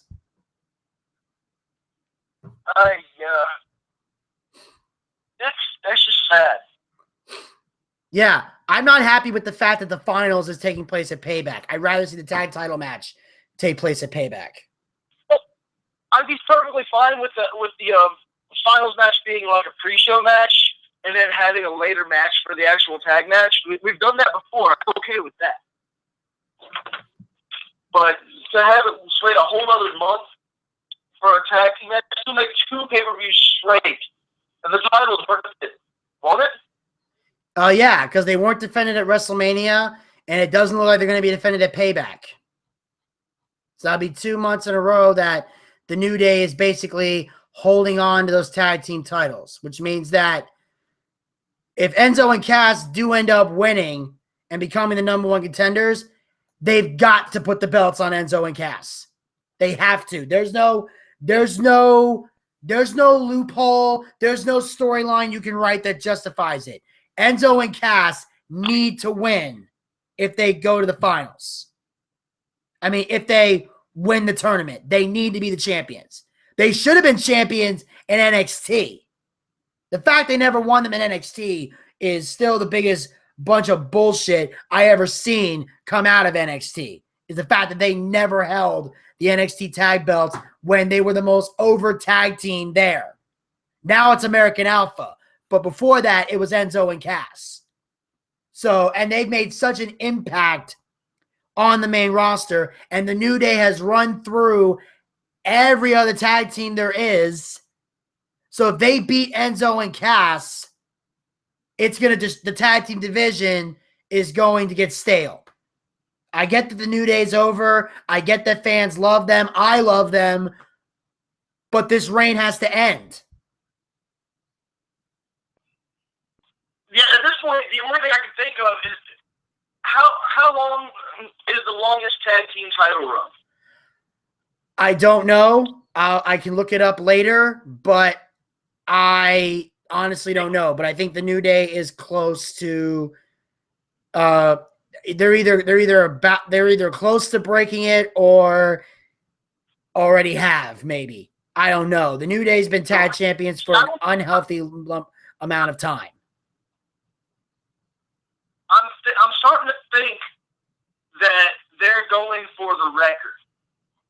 They haven't mentioned it yet, but I think because WWE's been making a big deal about that with a lot of titles here recently for longest reigning champion. Well, it started with the Divas title, which they let Nikki Bella break the record before dropping it to Charlotte. Yeah, and they did it with back when CM Punk was world champion.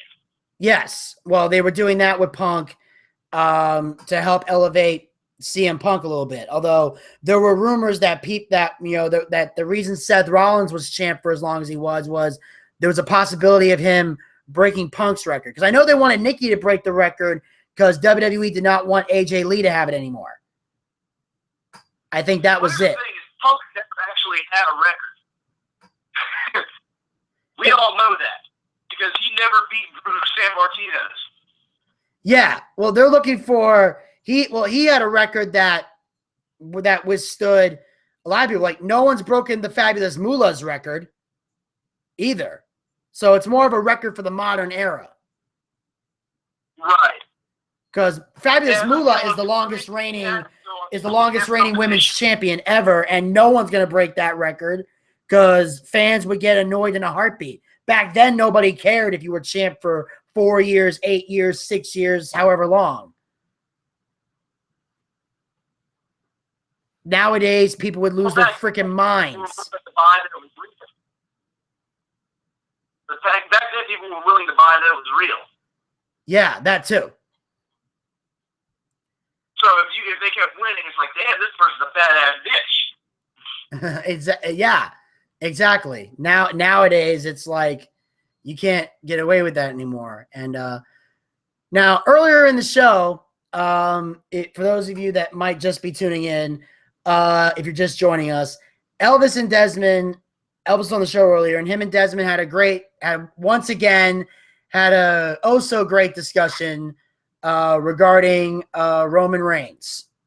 And they were talking earlier about the promo and a lot of other things, and I was trying very hard to make sure they didn't give too much away. But that tends to happen when these two get in their heated debates. But we've got, after all this excitement, Roman Reigns hits the ring to the massive. There were some massive boos from the crowd in London, England, and I'm not taking sides on it. I'm just saying that's what happened. I'm just stating what happened. But Roman hits the ring, grabs the microphone, and Roman is slowly but surely learning how to handle the raucous crowds. And here's one method he's found that seems to work good so far. If you haven't heard it before, I'll say it again. I'm not a good guy. I'm not a bad guy. I'm just the guy. Love that line. And AJ Styles, he's a tough guy. He's a world travel champion. He's a great technical wrestler.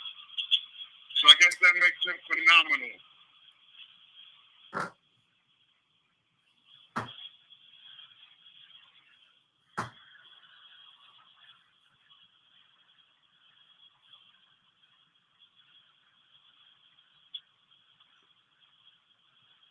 AJ Styles, we're going to try and out-wrestle me at Payback, but that's not going to work because I am bringing the big spice. And anyone who thinks they're in this new era of WWE, well, they can get it too, because I'll hit them right in the mouth and you'll feel this. Because this is the era of the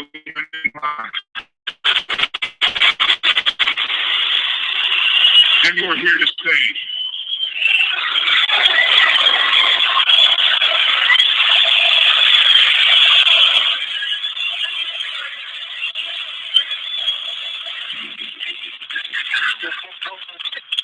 Here comes AJ.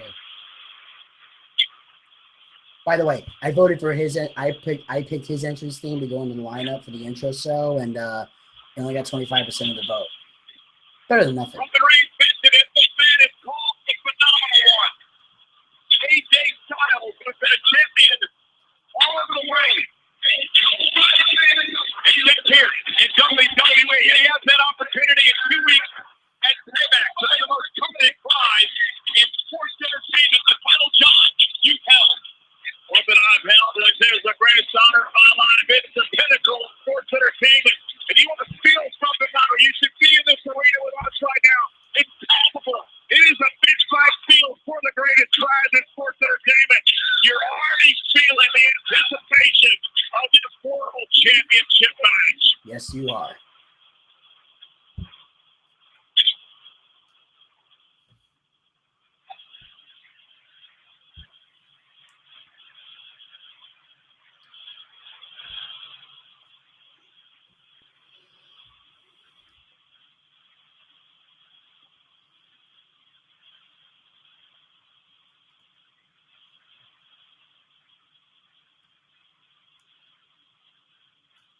I got to give it to you.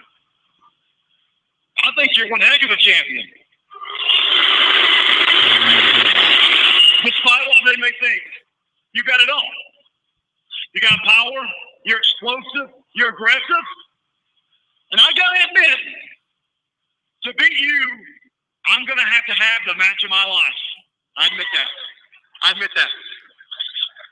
But having the match of my life is what I do.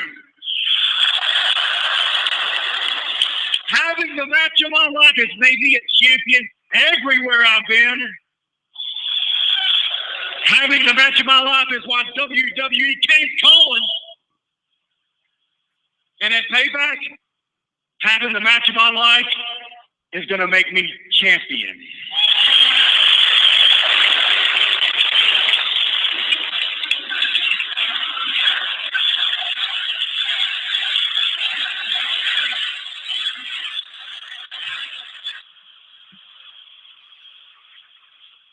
I feel everything you just said.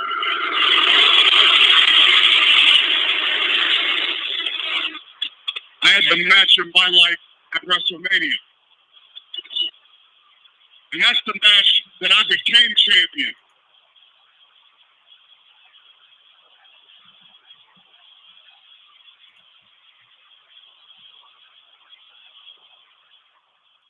So yeah, I agree with you.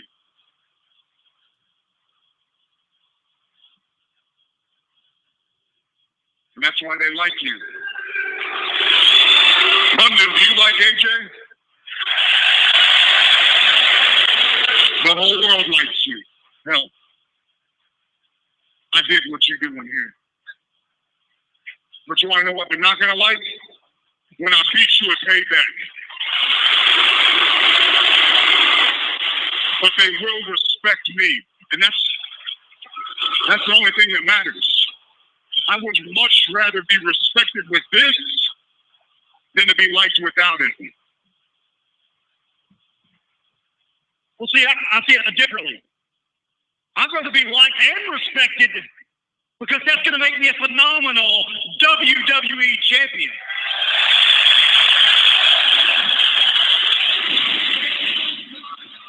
You're right, John. There is a big fight field. We are 2 weeks away. You can feel it. From Roman Reigns and AJ Styles. The anticipation of this World Championship match was one of the best I've seen in years. I don't think AJ would have ever expected this opportunity. Hey, that's Gallows! Gallows and Anderson! Oh my goodness, what the heck is going on? Gallows and Anderson!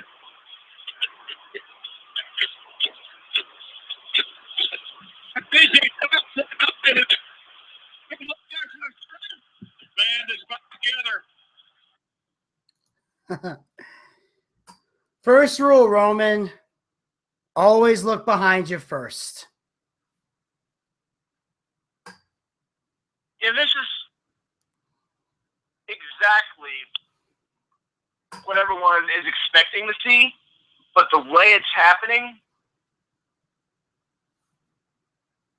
AJ actually wants to be liked. He wants to be a face in this situation.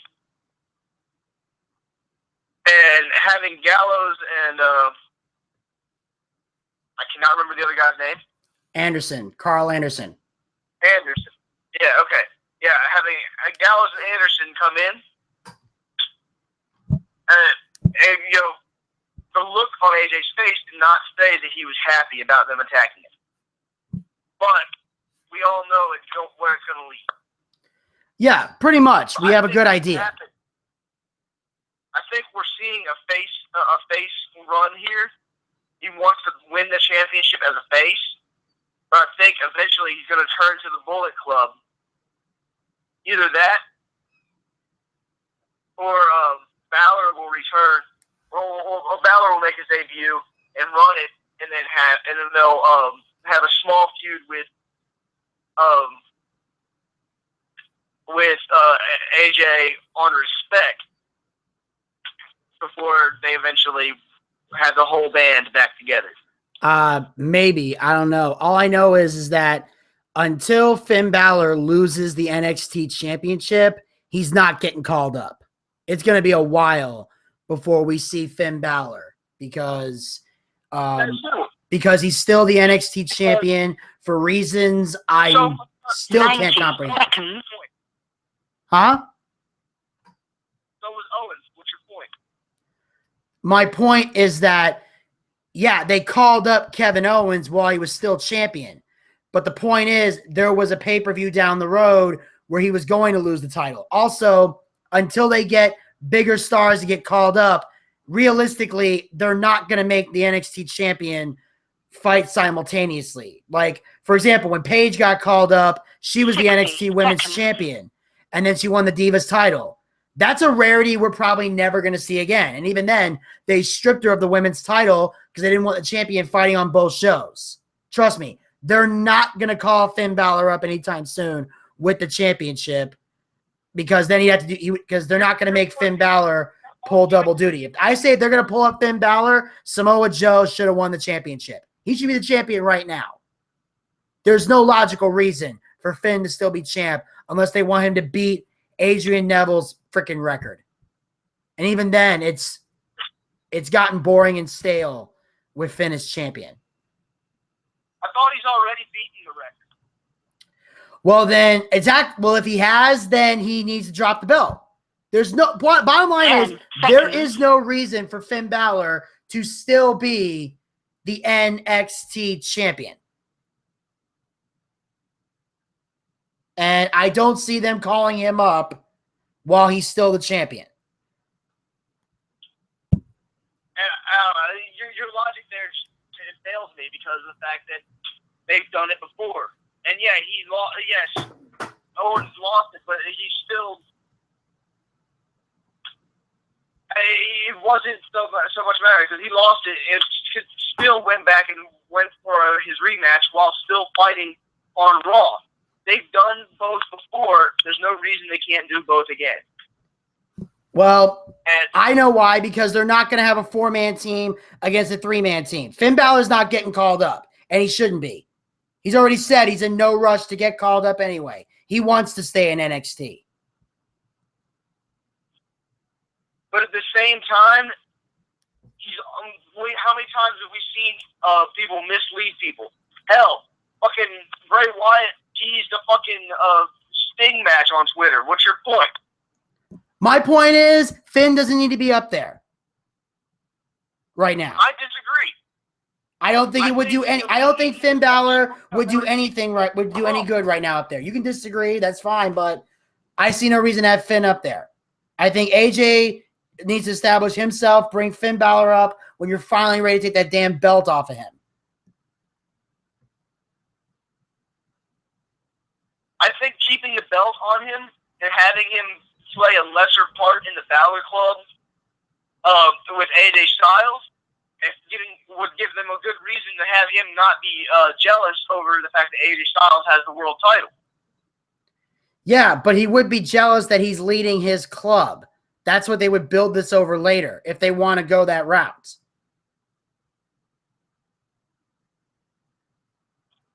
And the argument could then be that it is the Balor Club, and Finn Balor's still a champion, just in a different brand. You know what? There's a million different things they could do. I think it's a bad idea. There. I'm going to say that. I think it's a bad idea.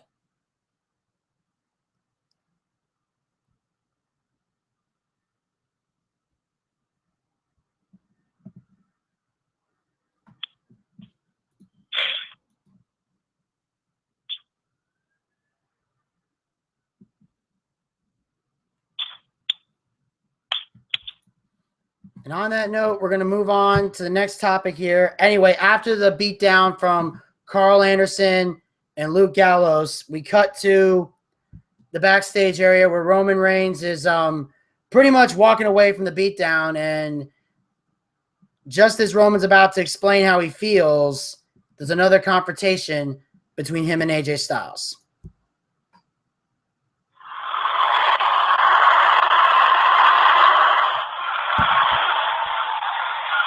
Roman, you were obviously caught off guard after that attack by Gallows and Anderson. Hey, I had no idea that was going to happen. I swear to God, dude, I had no idea. You expect me to believe that? Telling you the truth, man. The man, that's why I came up to you. I had no idea that was the truth. I know your history. I know those are your boys. I know you brought them here. So last week they attacked my cousins. This week they attacked me. And you don't have anything to do with this. You better start telling the truth. Start selling a new story. Listen, the story is, yes, we're boys. I've done it for a while. Carl Anderson, yeah, yes. We've been friends. But the truth is, I had no idea they were coming. I don't need my friends to beat you for your title. Bring all your friends. It won't matter. One versus all.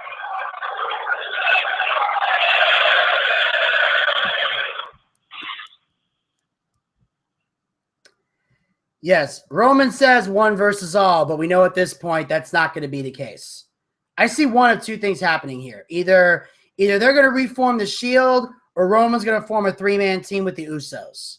That's the impression I'm getting. I don't know. And here's why. I mean, don't get me wrong.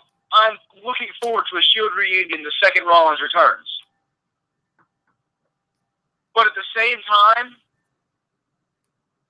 we haven't seen a whole lot of the Usos working well with Roman.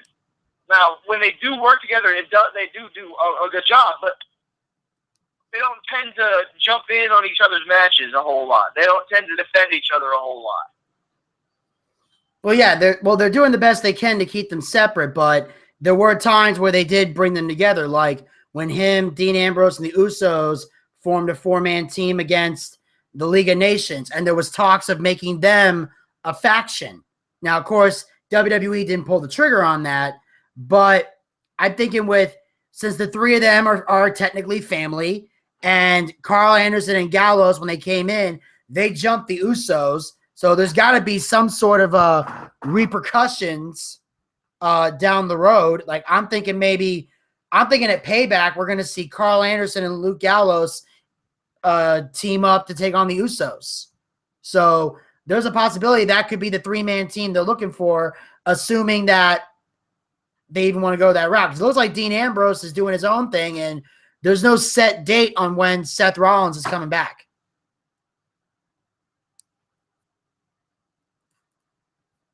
Yeah, I don't know. Like I said, they do work together well. They work well together when they're together. But as I said, like you said, they do tend to keep them separate. I don't see them forming a team. Now, if Rollins is ready to make his return, I would love to see a Shield reunion.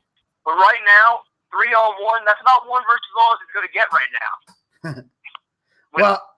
Well, I'm saying, I mean, if it is one versus all, then that's fine because that's Roman Reigns' motto anyway, one versus all, so it makes sense.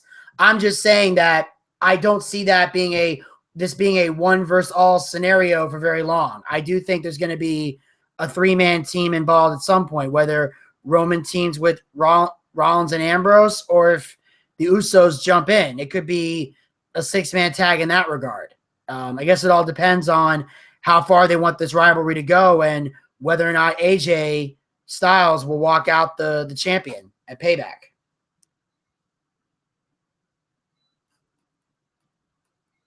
We'll see what happens. I'm hoping I'm still hoping that we're going to see a slow burn heel turn for Roman.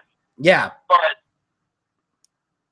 that's what because like I said, with how his promos have been going, that's the way it looks like it's going. Yeah, absolutely. With the whole I'm not a good guy, I'm not a bad guy, I'm the guy, and the fact that he said in that promo, I would rather be respected and have this title than be liked without it. So right there, he's already saying, I don't care what people think of me as long as I'm champion, which is exactly how a heel speaks. Yeah, he's making it very clear that he can run as a heel, which is exactly what he needs to do, because if he's going to be booed, he can be booed as a heel. Yeah. I mean, it can work. It can be done. It has been done before. And of course, the second he starts working as a heel, people are going to start cheering him, because that's how these fans work. Yeah, they apparently that you have, because that's one of the formulas they said is they have to hate you first before they can like you. That's the new thing. Apparently, in order to get people to impress you in wrestling, you have to be the bigger of an asshole you are, the more people like you, which is the weirdest fucking logic on the planet Earth, which is why wrestling and wrestling fans are the hardest things to decode. Well, let's put this right here. That's just like how girls go for the asshole in the dating world. It's not really that hard to believe. It's not that hard to understand when you really think about it. Yeah, if you look at it that way, but that's the thing is that, you know, that's why that's why they say nice guys finish last, because the nice guy doesn't get, by the time the nice guy gets the girl, she's got so much baggage and emotional damage, it's almost impossible to handle. You got to be a nice guy to handle them at that point.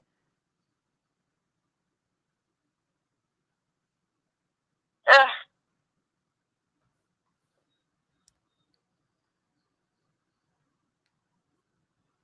And it's just, but yeah, regardless, the point is, fans like the heels, period. That's just how it is. Yep. Since the Attitude Era, it's gone completely 180, and that's why wrestling's so hard to book and write, because the fans make it illogical. That's why it's hard to create. It's like, well, this is what a baby face does, and they're like, we don't care. I'm like, that doesn't work. That's like if Lex Luthor. I just pulled a Tim Andrews there. It's like Lex Luthor holding somebody hostage, and Superman doesn't want to blow up the building to get him, and the fans are like, dude, just blow the fucking building up and get her out of there.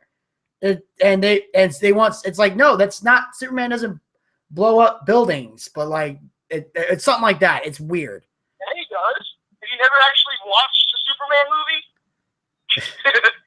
No, if he blows up a building, it's not intentionally. It's during a fight, where if someone punches him and he goes flying into the building and it explodes. But Superman doesn't consciously say, I'm gonna blow this building up to get this person. That's just what the fuck happens, because that doesn't count, okay? Like,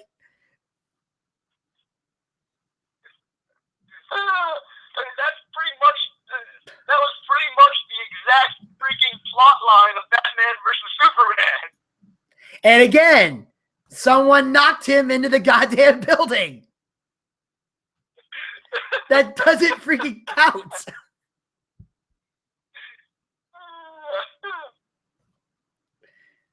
I don't care. It doesn't count. Anyway, after this, we cut to the next match of the night, if you want to even call it that.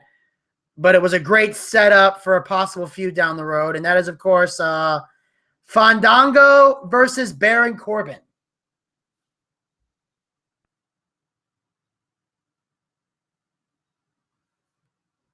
Can we just skip to what happened after the match? Nobody gives two shits about Fandango. People like his music more than they like him. That's very true. Although I do give Fandango credit for trying to do the Fandangoing in London, because that's the one place you would probably see that dance happen. Either that or the night after WrestleMania. But, of course, Baron Corbin pretty much tosses Fandango around like a rag doll, throws him into Dolph Ziggler, who's doing commentary, because Ziggler and Fandango are starting a Ziggler and Baron Corbin, are starting a rivalry. And basically, in the end, Corbin gets Fandango in the ring, hits the end of days, they're tossing him into Ziggler, and then basically gets the pinfall, wins the match. Ziggler then attacks from behind. These two get into a big, huge fight. And then in the end, they fight outside the ring. Corbin hits the end of days on the floor. Ziggler is unconscious, and Baron Corbin taunts the crowd before casually walking off the great way that he does. And I'm happy that Baron Corbin's on the roster. I've been waiting for this guy to get called up. I love his heel gimmick. He's the biggest dickhead on the planet, but he plays it well. And that's why Baron Corbin is a star. I don't care what anybody says. I just don't like him in the ring. I find him to be extremely boring. Of course. So a lot of people say that. But the man still got star quality written all over him. He can play the part of a heel fantastically, but if you bore me in the ring, I'm not interested. And that's what it's going to come down to. All right. Well, that's one man's opinion. Feel free to let us know what yours is. Even though we're in overtime on Blog Talk Radio right now, I am still broadcasting on YouTube. We've got a chat room open. Chat what you want to say. Come chat with us, and we'll hear what you have to say here on YouTube. And, of course, after all this, we cut to another segment, because even though the highlight reel has gotten canceled and was replaced with the Ambrose Asylum, there's one talk show that still manages to survive. And unfortunately, that talk show is Miz TV.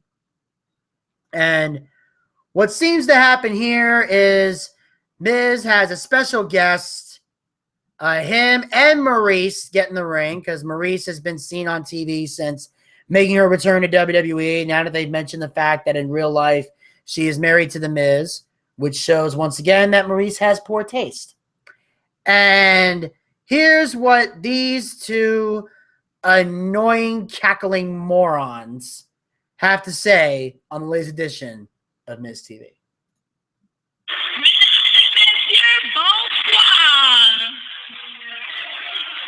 The bitch is speaking French and now English. show some respect. Get in your feet and help me welcome my husband, your intercontinental champion, sexy, mon ami, Let us how you introduce the Intercontinental Champion. Welcome to the most must-see WWE talk show in history. Welcome to Miz TV. Fuck Miz TV. When it comes to royalty, William and Catherine have nothing on the Miz and Maurice. Because we are the Hollywood it couple in the WWE and all over the world. The difference between the United Kingdom and Hollywood has never been so clear as it has right now. Just take a look at this picture of Prince George. I'm going to get my charger. Aw, look at that little face. What a cute baby. Right? Cute. Plain.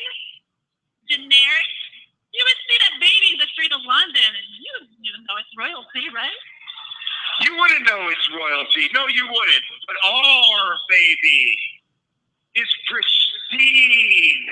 It's perfect. And she's all mine.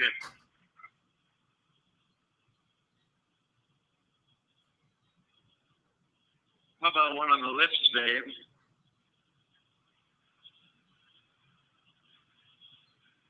A little bit more. Get a room.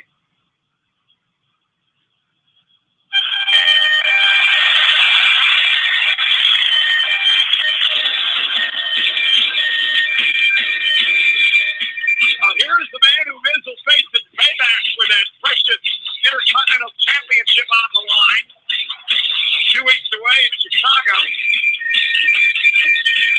Now it's Cesaro interrupts that big bubble.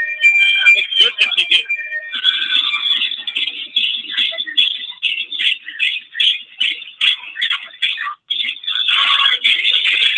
With Superman.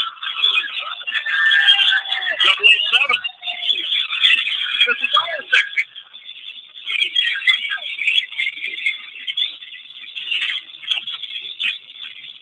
Here's taking a look at that.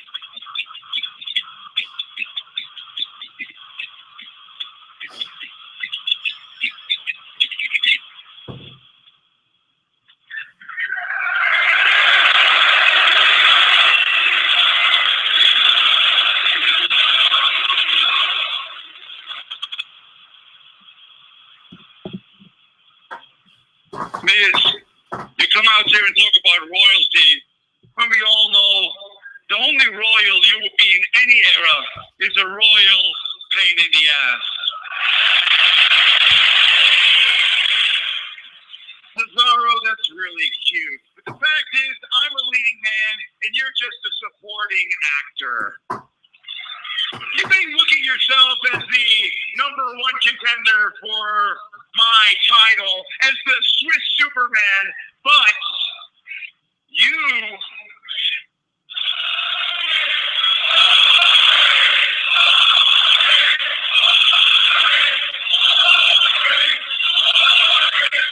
like foot pouring. When one hand goes up, your mouth goes shut. I have prepared a monologue, and it's a monologue I know I can nail. And the fact is, it's taken from the movie Taken. I jazzed it up a bit and mystified it. And it's originated by Liam Neeson, but now it will be immortalized by The Miz.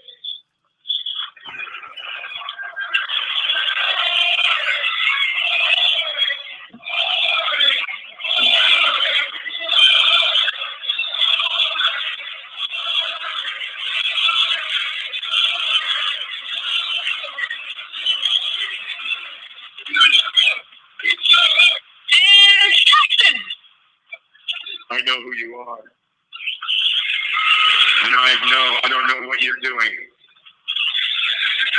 I don't know who you are and I don't know what you want.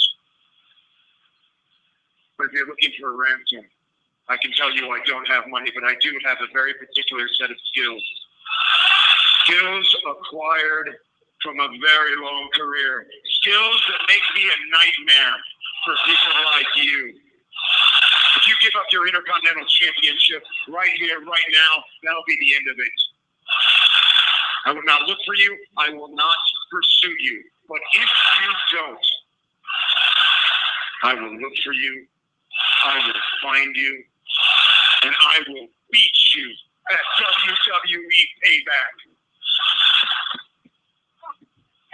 You know, I think I rushed that just a bit. I think I just rushed that just a bit.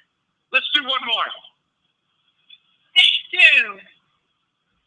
I will beat you at WWE Payback.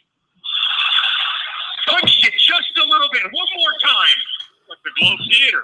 Three. I will.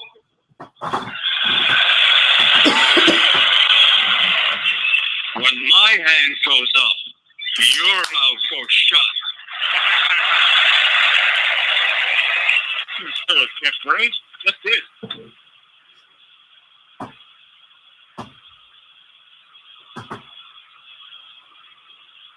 The only thing that will happen at WWE Payback is Cesaro is going to become the new Intercontinental Champion.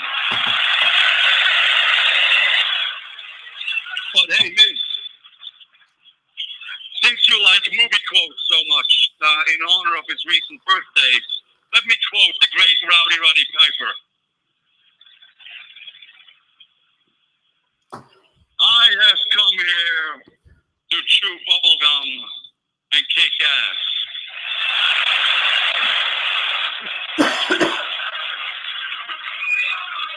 And I'm all out of bubblegum. I like that, man. Whoa.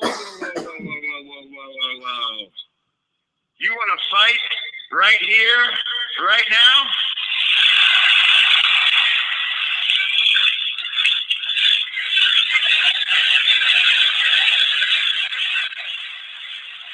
There is nothing, and I mean nothing, that I would rather do than fight you right here and right now.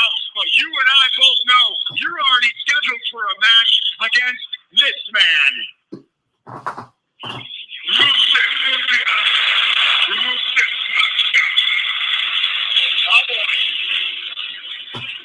And the Bulgarian it looks ready to go. Convenient circumstance for the Miz.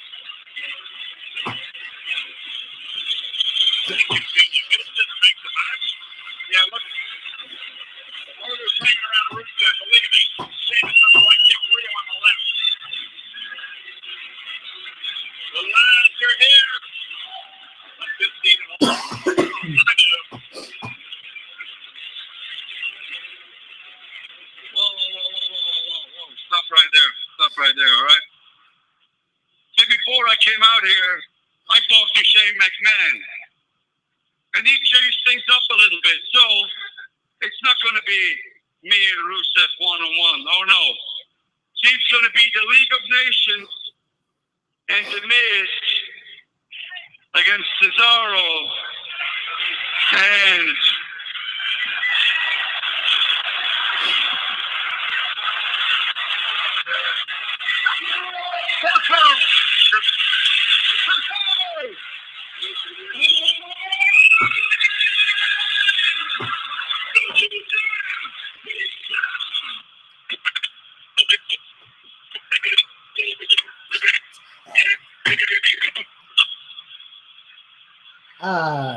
it's a new game. The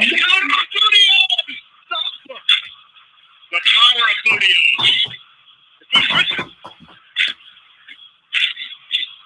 The tap team champion.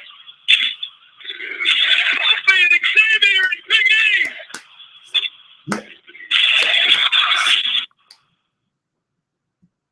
Oh, London! Now that was an entertaining segment.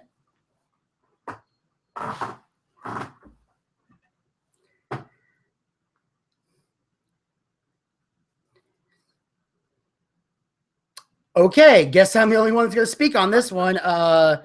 Anybody there?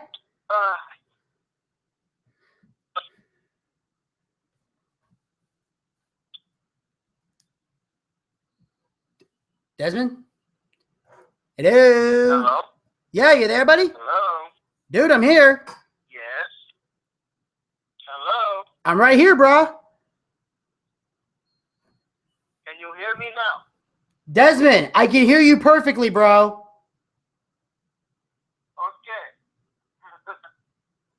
Well, apparently you couldn't originally, so I got them. Okay, all right. I was about to say, like, all right, well, ladies and gentlemen, that was Miz TV, and all I'm going to say is this. I have never wanted Cesaro to win a championship so badly in my life. But I pray to God he wins a Payback.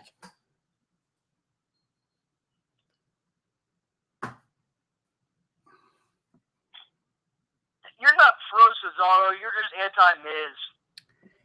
Yes, pretty much.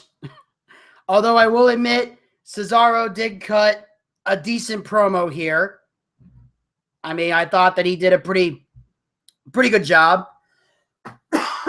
Although, I mean, I understand, obviously, they were changing a lot of it up, and I thought he did a good job, like with the movie quote and everything. But what I really would have liked to have seen is, so I notice a lot of people, they always love to do the scene from Taken, the whole, I will find you, I will kill you. But what most people know, now most people, if you've never seen the movie, actually seen the movie Taken, first of all, I don't know what's wrong with you. But if you haven't actually seen the movie Taken, after he says all that, there's a long pause, and then the guy on the other end of the line says, "Good luck," and then hangs up the phone. So when Miz was doing that whole "I will find you, I will beat you at Payback" and all those takes, I would love to see Cesaro just grab it, just get on the mic and say "Good luck," and then lay him out with a neutralizer. I thought that would have been awesome. And a great way to end the segment. Yeah, but using the Miz's own catchphrase against him, I liked that more. Yeah, I enjoyed it. I just wish they would go in the next. If somebody would do the movie Taken, I would have liked that scenario as well. But obviously, they went this way with the whole hand goes up, mouth goes shut. I think in Cesaro's case, it helped more than anything because he needs, definitely needs to say as many words in a promo as possible so we can get used to talking like that. But I think a more experienced guy like The Rock or Cena or something like that could have just said "good luck" and lay him out with a finisher. Perhaps. But I don't know. I think, especially when you're considering the fact that the way they're doing it was to make the Miz look like he couldn't act. Which I'm loving that.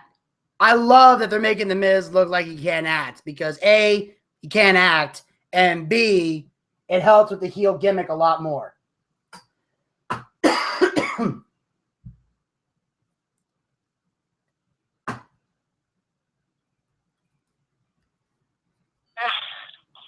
It's just, I don't know, with his entire gimmick star type thing, the whole he can't act is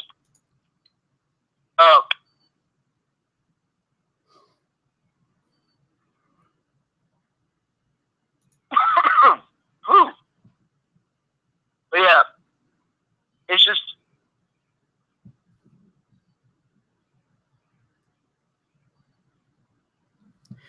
wow. Uh-oh. Ladies and gentlemen, Desmond's call has officially dropped from a Blog Talk Radio. Apparently he was calling in with Skype. It didn't work. So unfortunately on Blog Talk Radio, we've reached the overtime point, as I mentioned before. So Desmond, unfortunately, will not be able to call back in. So I'm going to have to wrap this show up or get it done on my own. Which is going to be good because I can get through this a lot quicker and make good time. So overall, like I said before, I love the segment with Miz TV. Just the fact that Cesaro got the chance to really one-up the Miz in this one and did a hell of a job. And then, of course, the New Day coming out, London, England, loving the New Day. Like I said, the New Day is an incredible team. I like them. I think they're very talented. But unfortunately, the big problem with the New Day is that they've just been tag team champions way too long. And when you've been tag team champions for way too long, it really hurts the tag team division. Doesn't do much to help them out.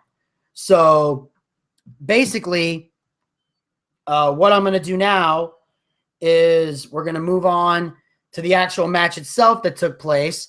And, of course, this was The Miz and the League of Nations versus Cesaro and the New Day. And this match was very well done. I think it was a great match that helps out with two rivalries that are definitely, still escalating. Of course, the League of Nations and the New Day, no strangers to each other. in the ring. The Miz and Cesaro definitely building up a rivalry. It's kind of odd that it's the New Day that's teaming with Cesaro, even though I would have liked to have seen maybe the Wyatt family come in here, since the Wyatts are the ones that are technically feuding with the League of Nations, unless you're looking for a match at Payback where the New Day can beat the League of Nations. I don't know what they plan on doing. It's been a messed up storyline in that regard. 1 minute the League of Nations is feuding with the New Day. Next thing you know, they're feuding with the Wyatt family. The Wyatts got attacked. The Wyatts confronted The Rock at WrestleMania. It's just everything is confusing. No one knows what's going on anymore. And basically just everything in this rivalry is out of whack. But overall, the segments were fantastic. The match had great back and forth action, all the great spots. Everybody in there showing that they know how to get things done in the ring. And then, of course, at the end, Big E had an ultimate coming out party where Rusev super kicked Xavier Woods, Kingston Trouble in Paradise. Del Rio took Kingston out with a backstabber. Big E takes him out with a belly-to-booty suplex. Miz goes with skull-crushing finale. Big E powered out of the skull-crushing finale and countered with the big ending. Sheamus power slam Big E. Cesaro counters El Tilt-A-Whirl from Sheamus and then nails the neutralizer. 1, 2, 3. Cesaro and the New Day win the match, which was exactly what needed to happen. And by Cesaro pinning Sheamus, it doesn't hurt the Intercontinental Champion going into the match, because even though I'm very anti-Miz, as Desmond pointed out, I think The Miz is the worst WWE superstar I've ever seen in a wrestling ring. I've also met him in person back when I worked for the regular guys. I can tell you from personal experience, he's a fucking douchebag. The fact that he's Intercontinental Champion is appalling. WWE should be ashamed of themselves for putting this belt on him, and I hope to God Cesaro takes it from him.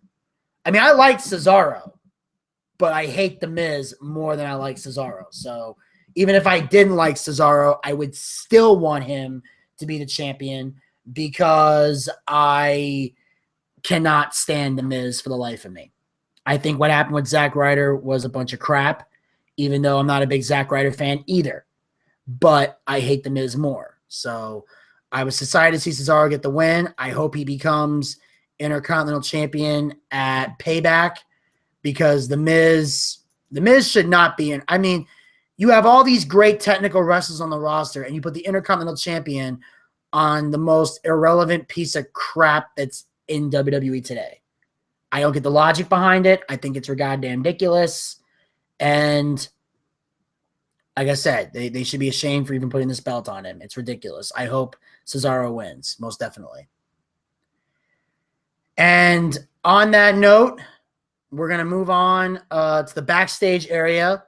Let me check something here. And yes, this is the last audio clip I got. And we're backstage with Mauro Ranallo again. And this time he is talking to Charlotte and Ric Flair. As we all know, she's backstage with Charlotte, and they're showing the replay of Charlotte and Natalia's match last week, which resulted in a disqualification. And even though Natalya won by DQ, Charlotte kept the title. And here's what the Flairs had to say about the controversy. Charlotte, last week, your women's championship match versus Natalya ended in highly controversial fashion. Let's take a look back. Last week on Monday Night Raw, Charlotte versus Natalya for the championship. The champ misses with an moonsault. Now watch Natalya. Natalya has Charlotte where she wants her. Natalya steps through into the submission move. They famous by Uncle Bret Hart, the sharpshooter. Now watch Charlotte stand Ric Flair. Yeah, Ric Flair dragging their sister out of their sister's soul was tapping out to that sharpshooter. Yeah, Charlotte was happy, but it didn't matter. Ladies and gentlemen, winner by disqualification is Natalya. However, still WWE Women's Champion, Charlotte. Once again, Charlotte surviving thanks to her father, the Nature Boy. You're worse than Dr. Phil. What kind of journalist are you? Actually, you know what? I wouldn't expect you to understand, because what have you ever succeeded at in life? As the women's champion, I don't have to beat anyone. You see, it was Natalia's job to beat me. And, well, Natalia is still a failure.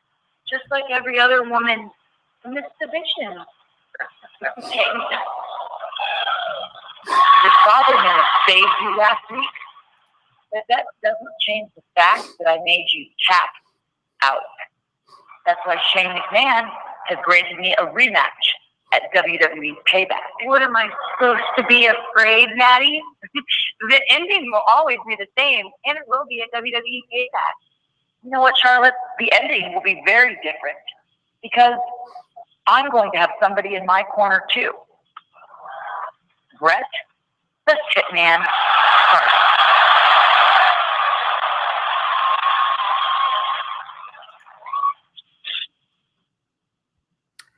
Now that is a bombshell, ladies and gentlemen.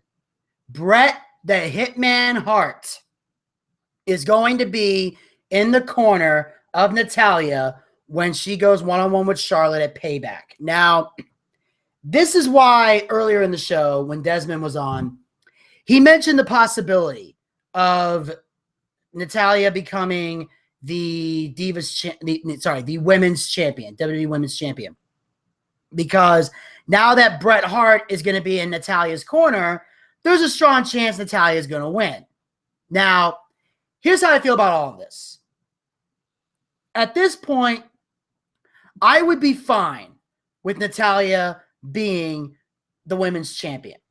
Natalia is long overdue for another title reign.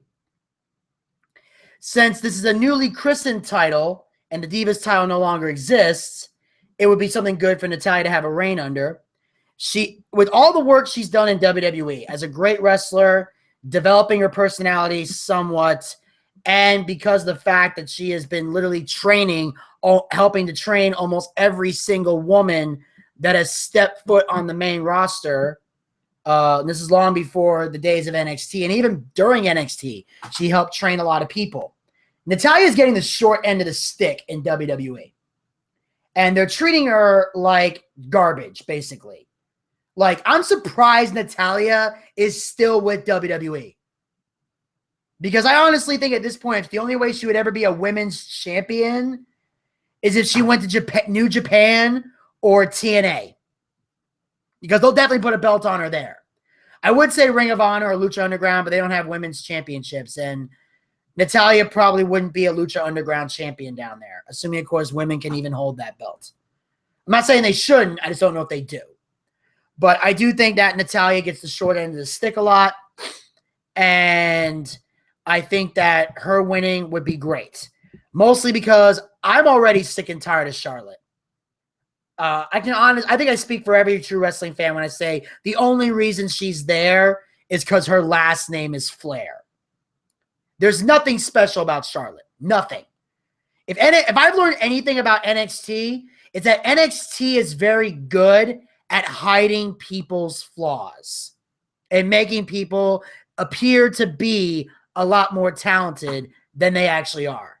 Once you bring them on the main roster, you then realize who the true talented wrestlers are and who can only succeed in NXT. And I'm sorry, there's nothing special about Charlotte. First of all, I said it before. The only reason she got into wrestling was because her brother Reed died of an overdose, which is a sad thing. I'm not saying I'm happy about it. I'm not.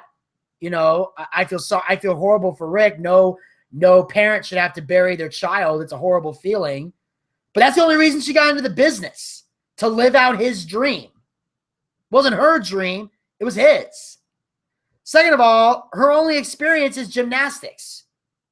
So she's literally a person that got taken, that went into NXT, became their champion, got called to the main roster, instantly became the champion, has Ric Flair in her corner, and copies her dad in every aspect. Because Charlotte can't come up with a gimmick on her own. There's nothing positive that has come out of Charlotte being the champion. And yeah, I'm sure there's some people that might say, you know, well, Roman Reigns was a homegrown talent and he's getting shot out to the main event. But at least Roman Reigns has some level of skill. At least he's not copying anybody in his family. he's at least got something that belongs to him. And he's like, well, he's holding on to the Shield gimmick. That's still his gimmick. They all three came in the Shield together. It's not like the Shield started off with Dean and Seth and then Roman jumped in later. So at least he has an original gimmick to hold on to. And that's just a fact. And yeah, I know a lot of people say that, people say that, oh, Nikki was only champ because she's sleeping with John Cena. First of all, the Bellas established themselves as superstars before they dated Cena or married Daniel Bryan or any shit like that. I mean, does sleeping with John Cena give you a little bit of an advantage? Yeah, I'm sure it does. Doesn't take away the fact they were talented, that they are talented. They were in the business for almost 8 years. It took them a while, but they established themselves as legit contenders. Charlotte ain't done a damn thing impressive. At WrestleMania, Sasha Banks should have won that championship. Sasha should be the champ right now. Easily, because she is the most over diva on the roster. The fact that Charlotte walked out of WrestleMania with the championship was another big major travesty that happened at WrestleMania. And it was a big disappointment. I'm hoping with Bret Hart in her corner, we can finally see a title change. But because it's Natalya, there's a part of me that's not so sure we're going to get that. I'm almost certain they're going to find some way to let Charlotte hold on to that championship. And if they do, that the value of that championship is going to start decreasing because there's nothing special about Charlotte. There's no money in Charlotte. Like I said, she's only there because her last name is Flair. Other than that, she brings nothing else to the table. If she did, I'd be more accepting. But she doesn't. So I'm not. So that's all I'm going to say about that. And we're going to move on here to the next match of the night, which was an 8 Divas tag match.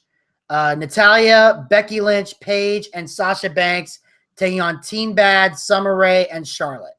Now, this match right here was pretty much everything you would expect in an 8 Divas tag match. A lot of random stuff and not a whole lot of frills. In fact, the only interesting thing that happened during this match was the finish. When Natalya got locked into the figure 8 but countered it and applied the sharpshooter, and Charlotte tapped out, and Natalya got the victory. She got the chance to make the champion tap out. So Natalya is already going into Payback looking amazingly strong.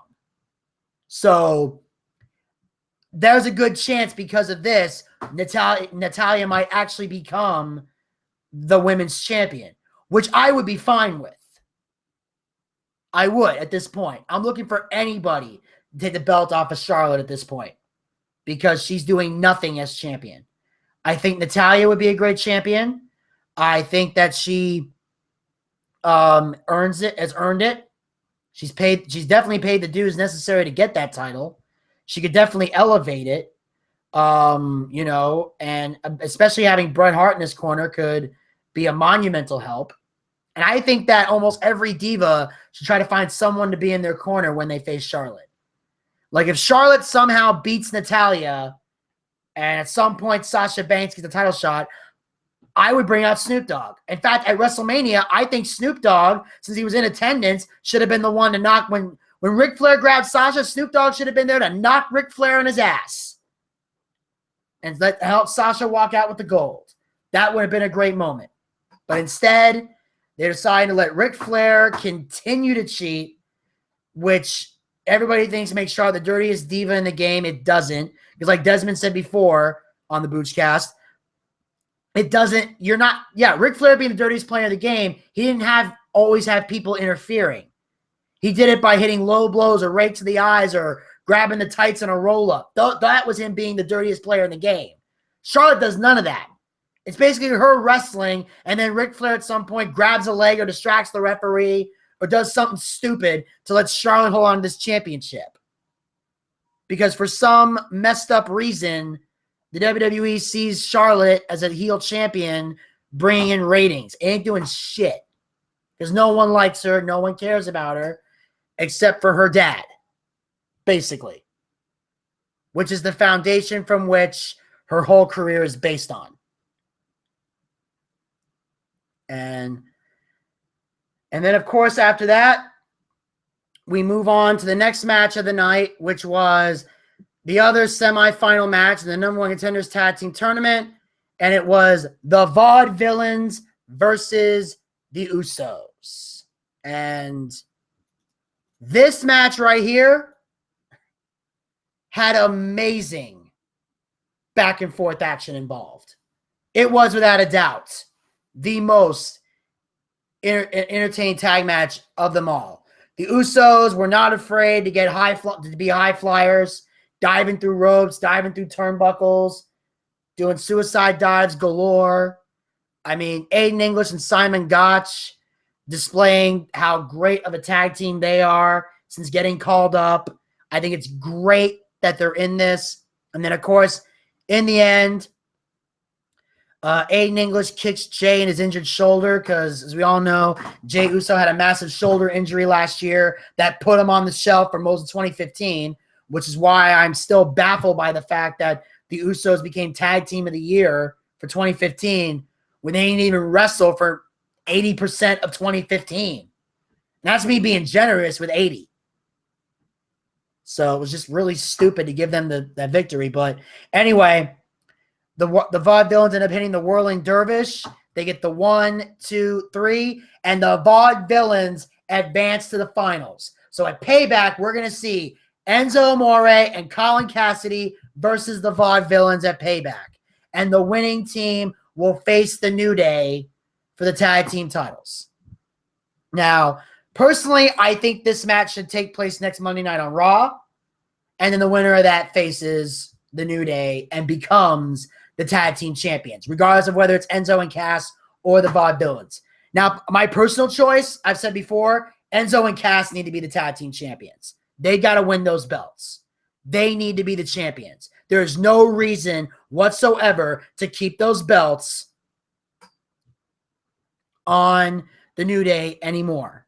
It's becoming stale and boring, especially when we've got two great tag teams that just got called up. One of them has to beat the New Day.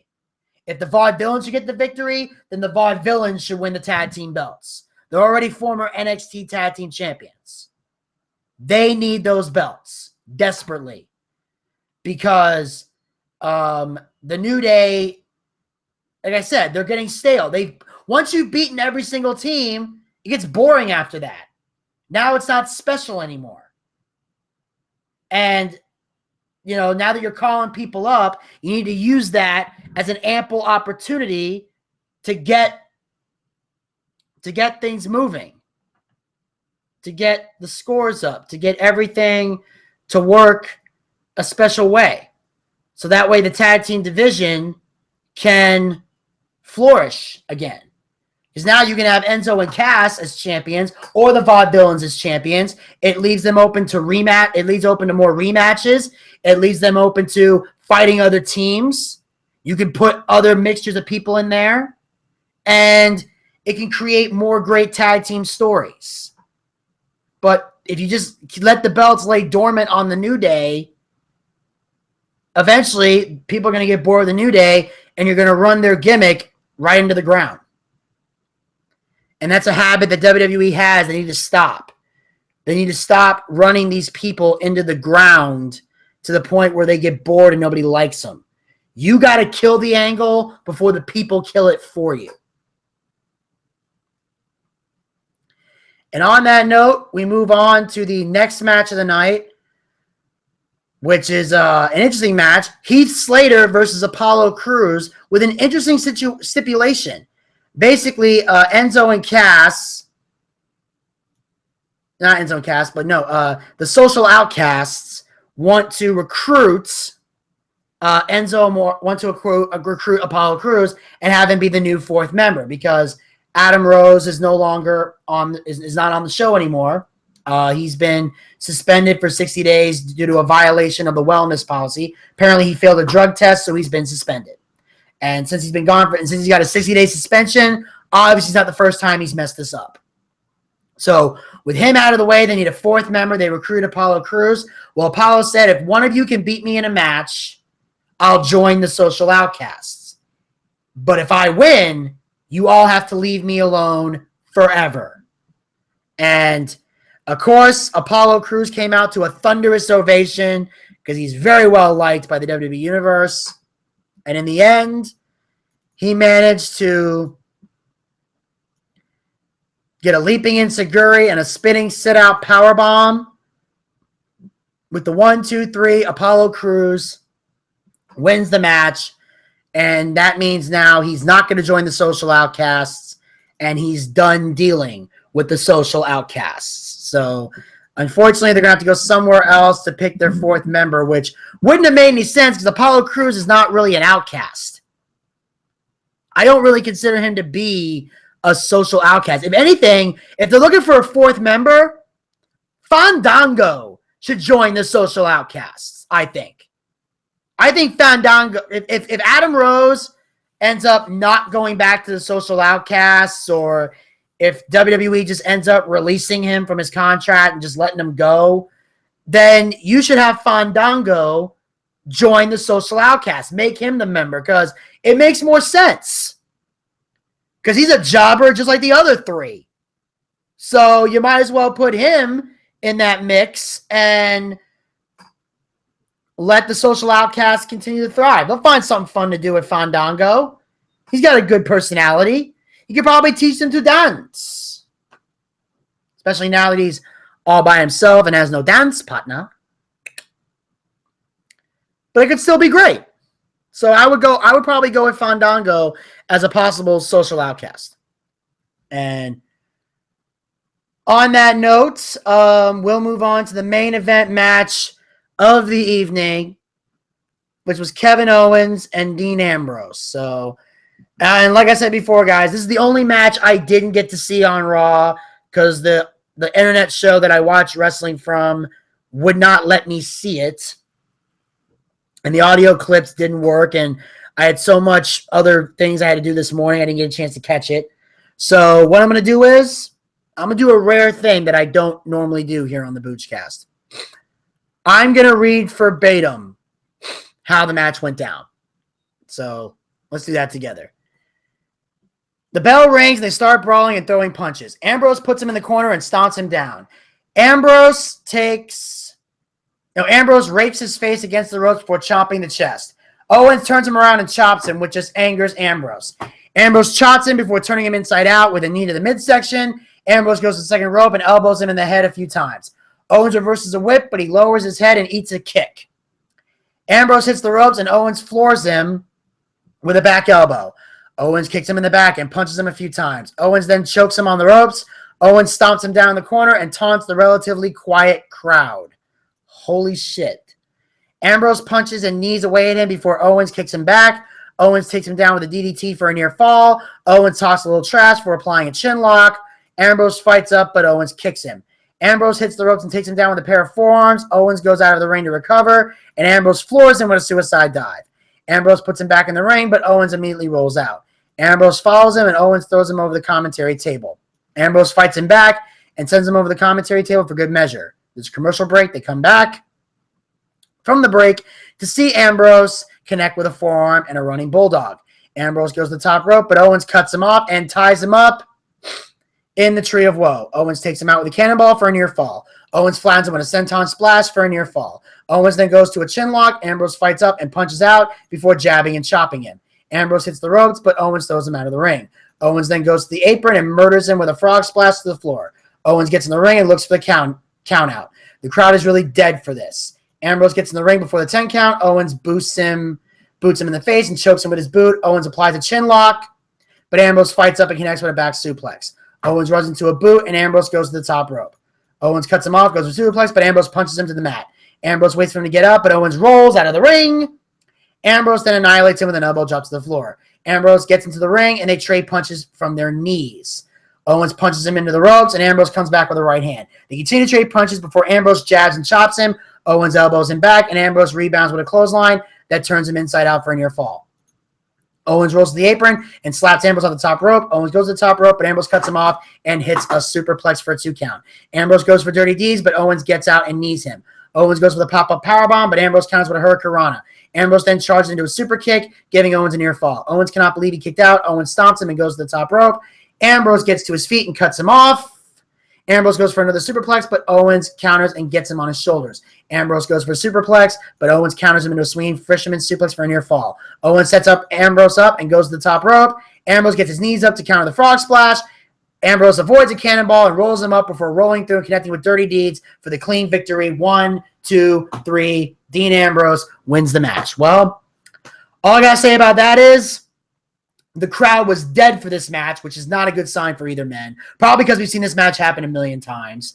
And ultimately, it was still a great match. High-flying action, great storytelling, the trade punches on their knees, going back and forth. So it was a great match, but we've seen it done so many times, it just didn't help either man.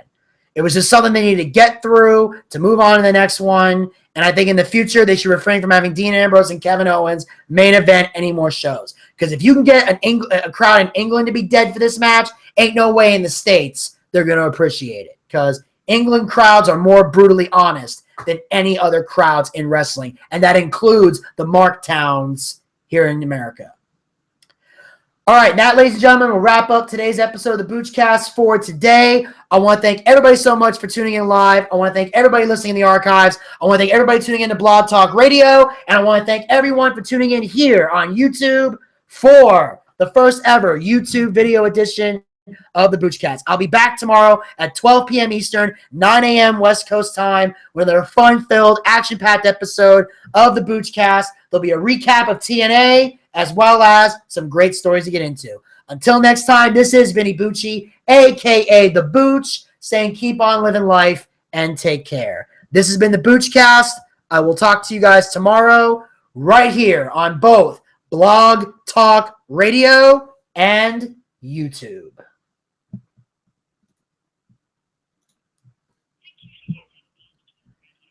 Goodbye.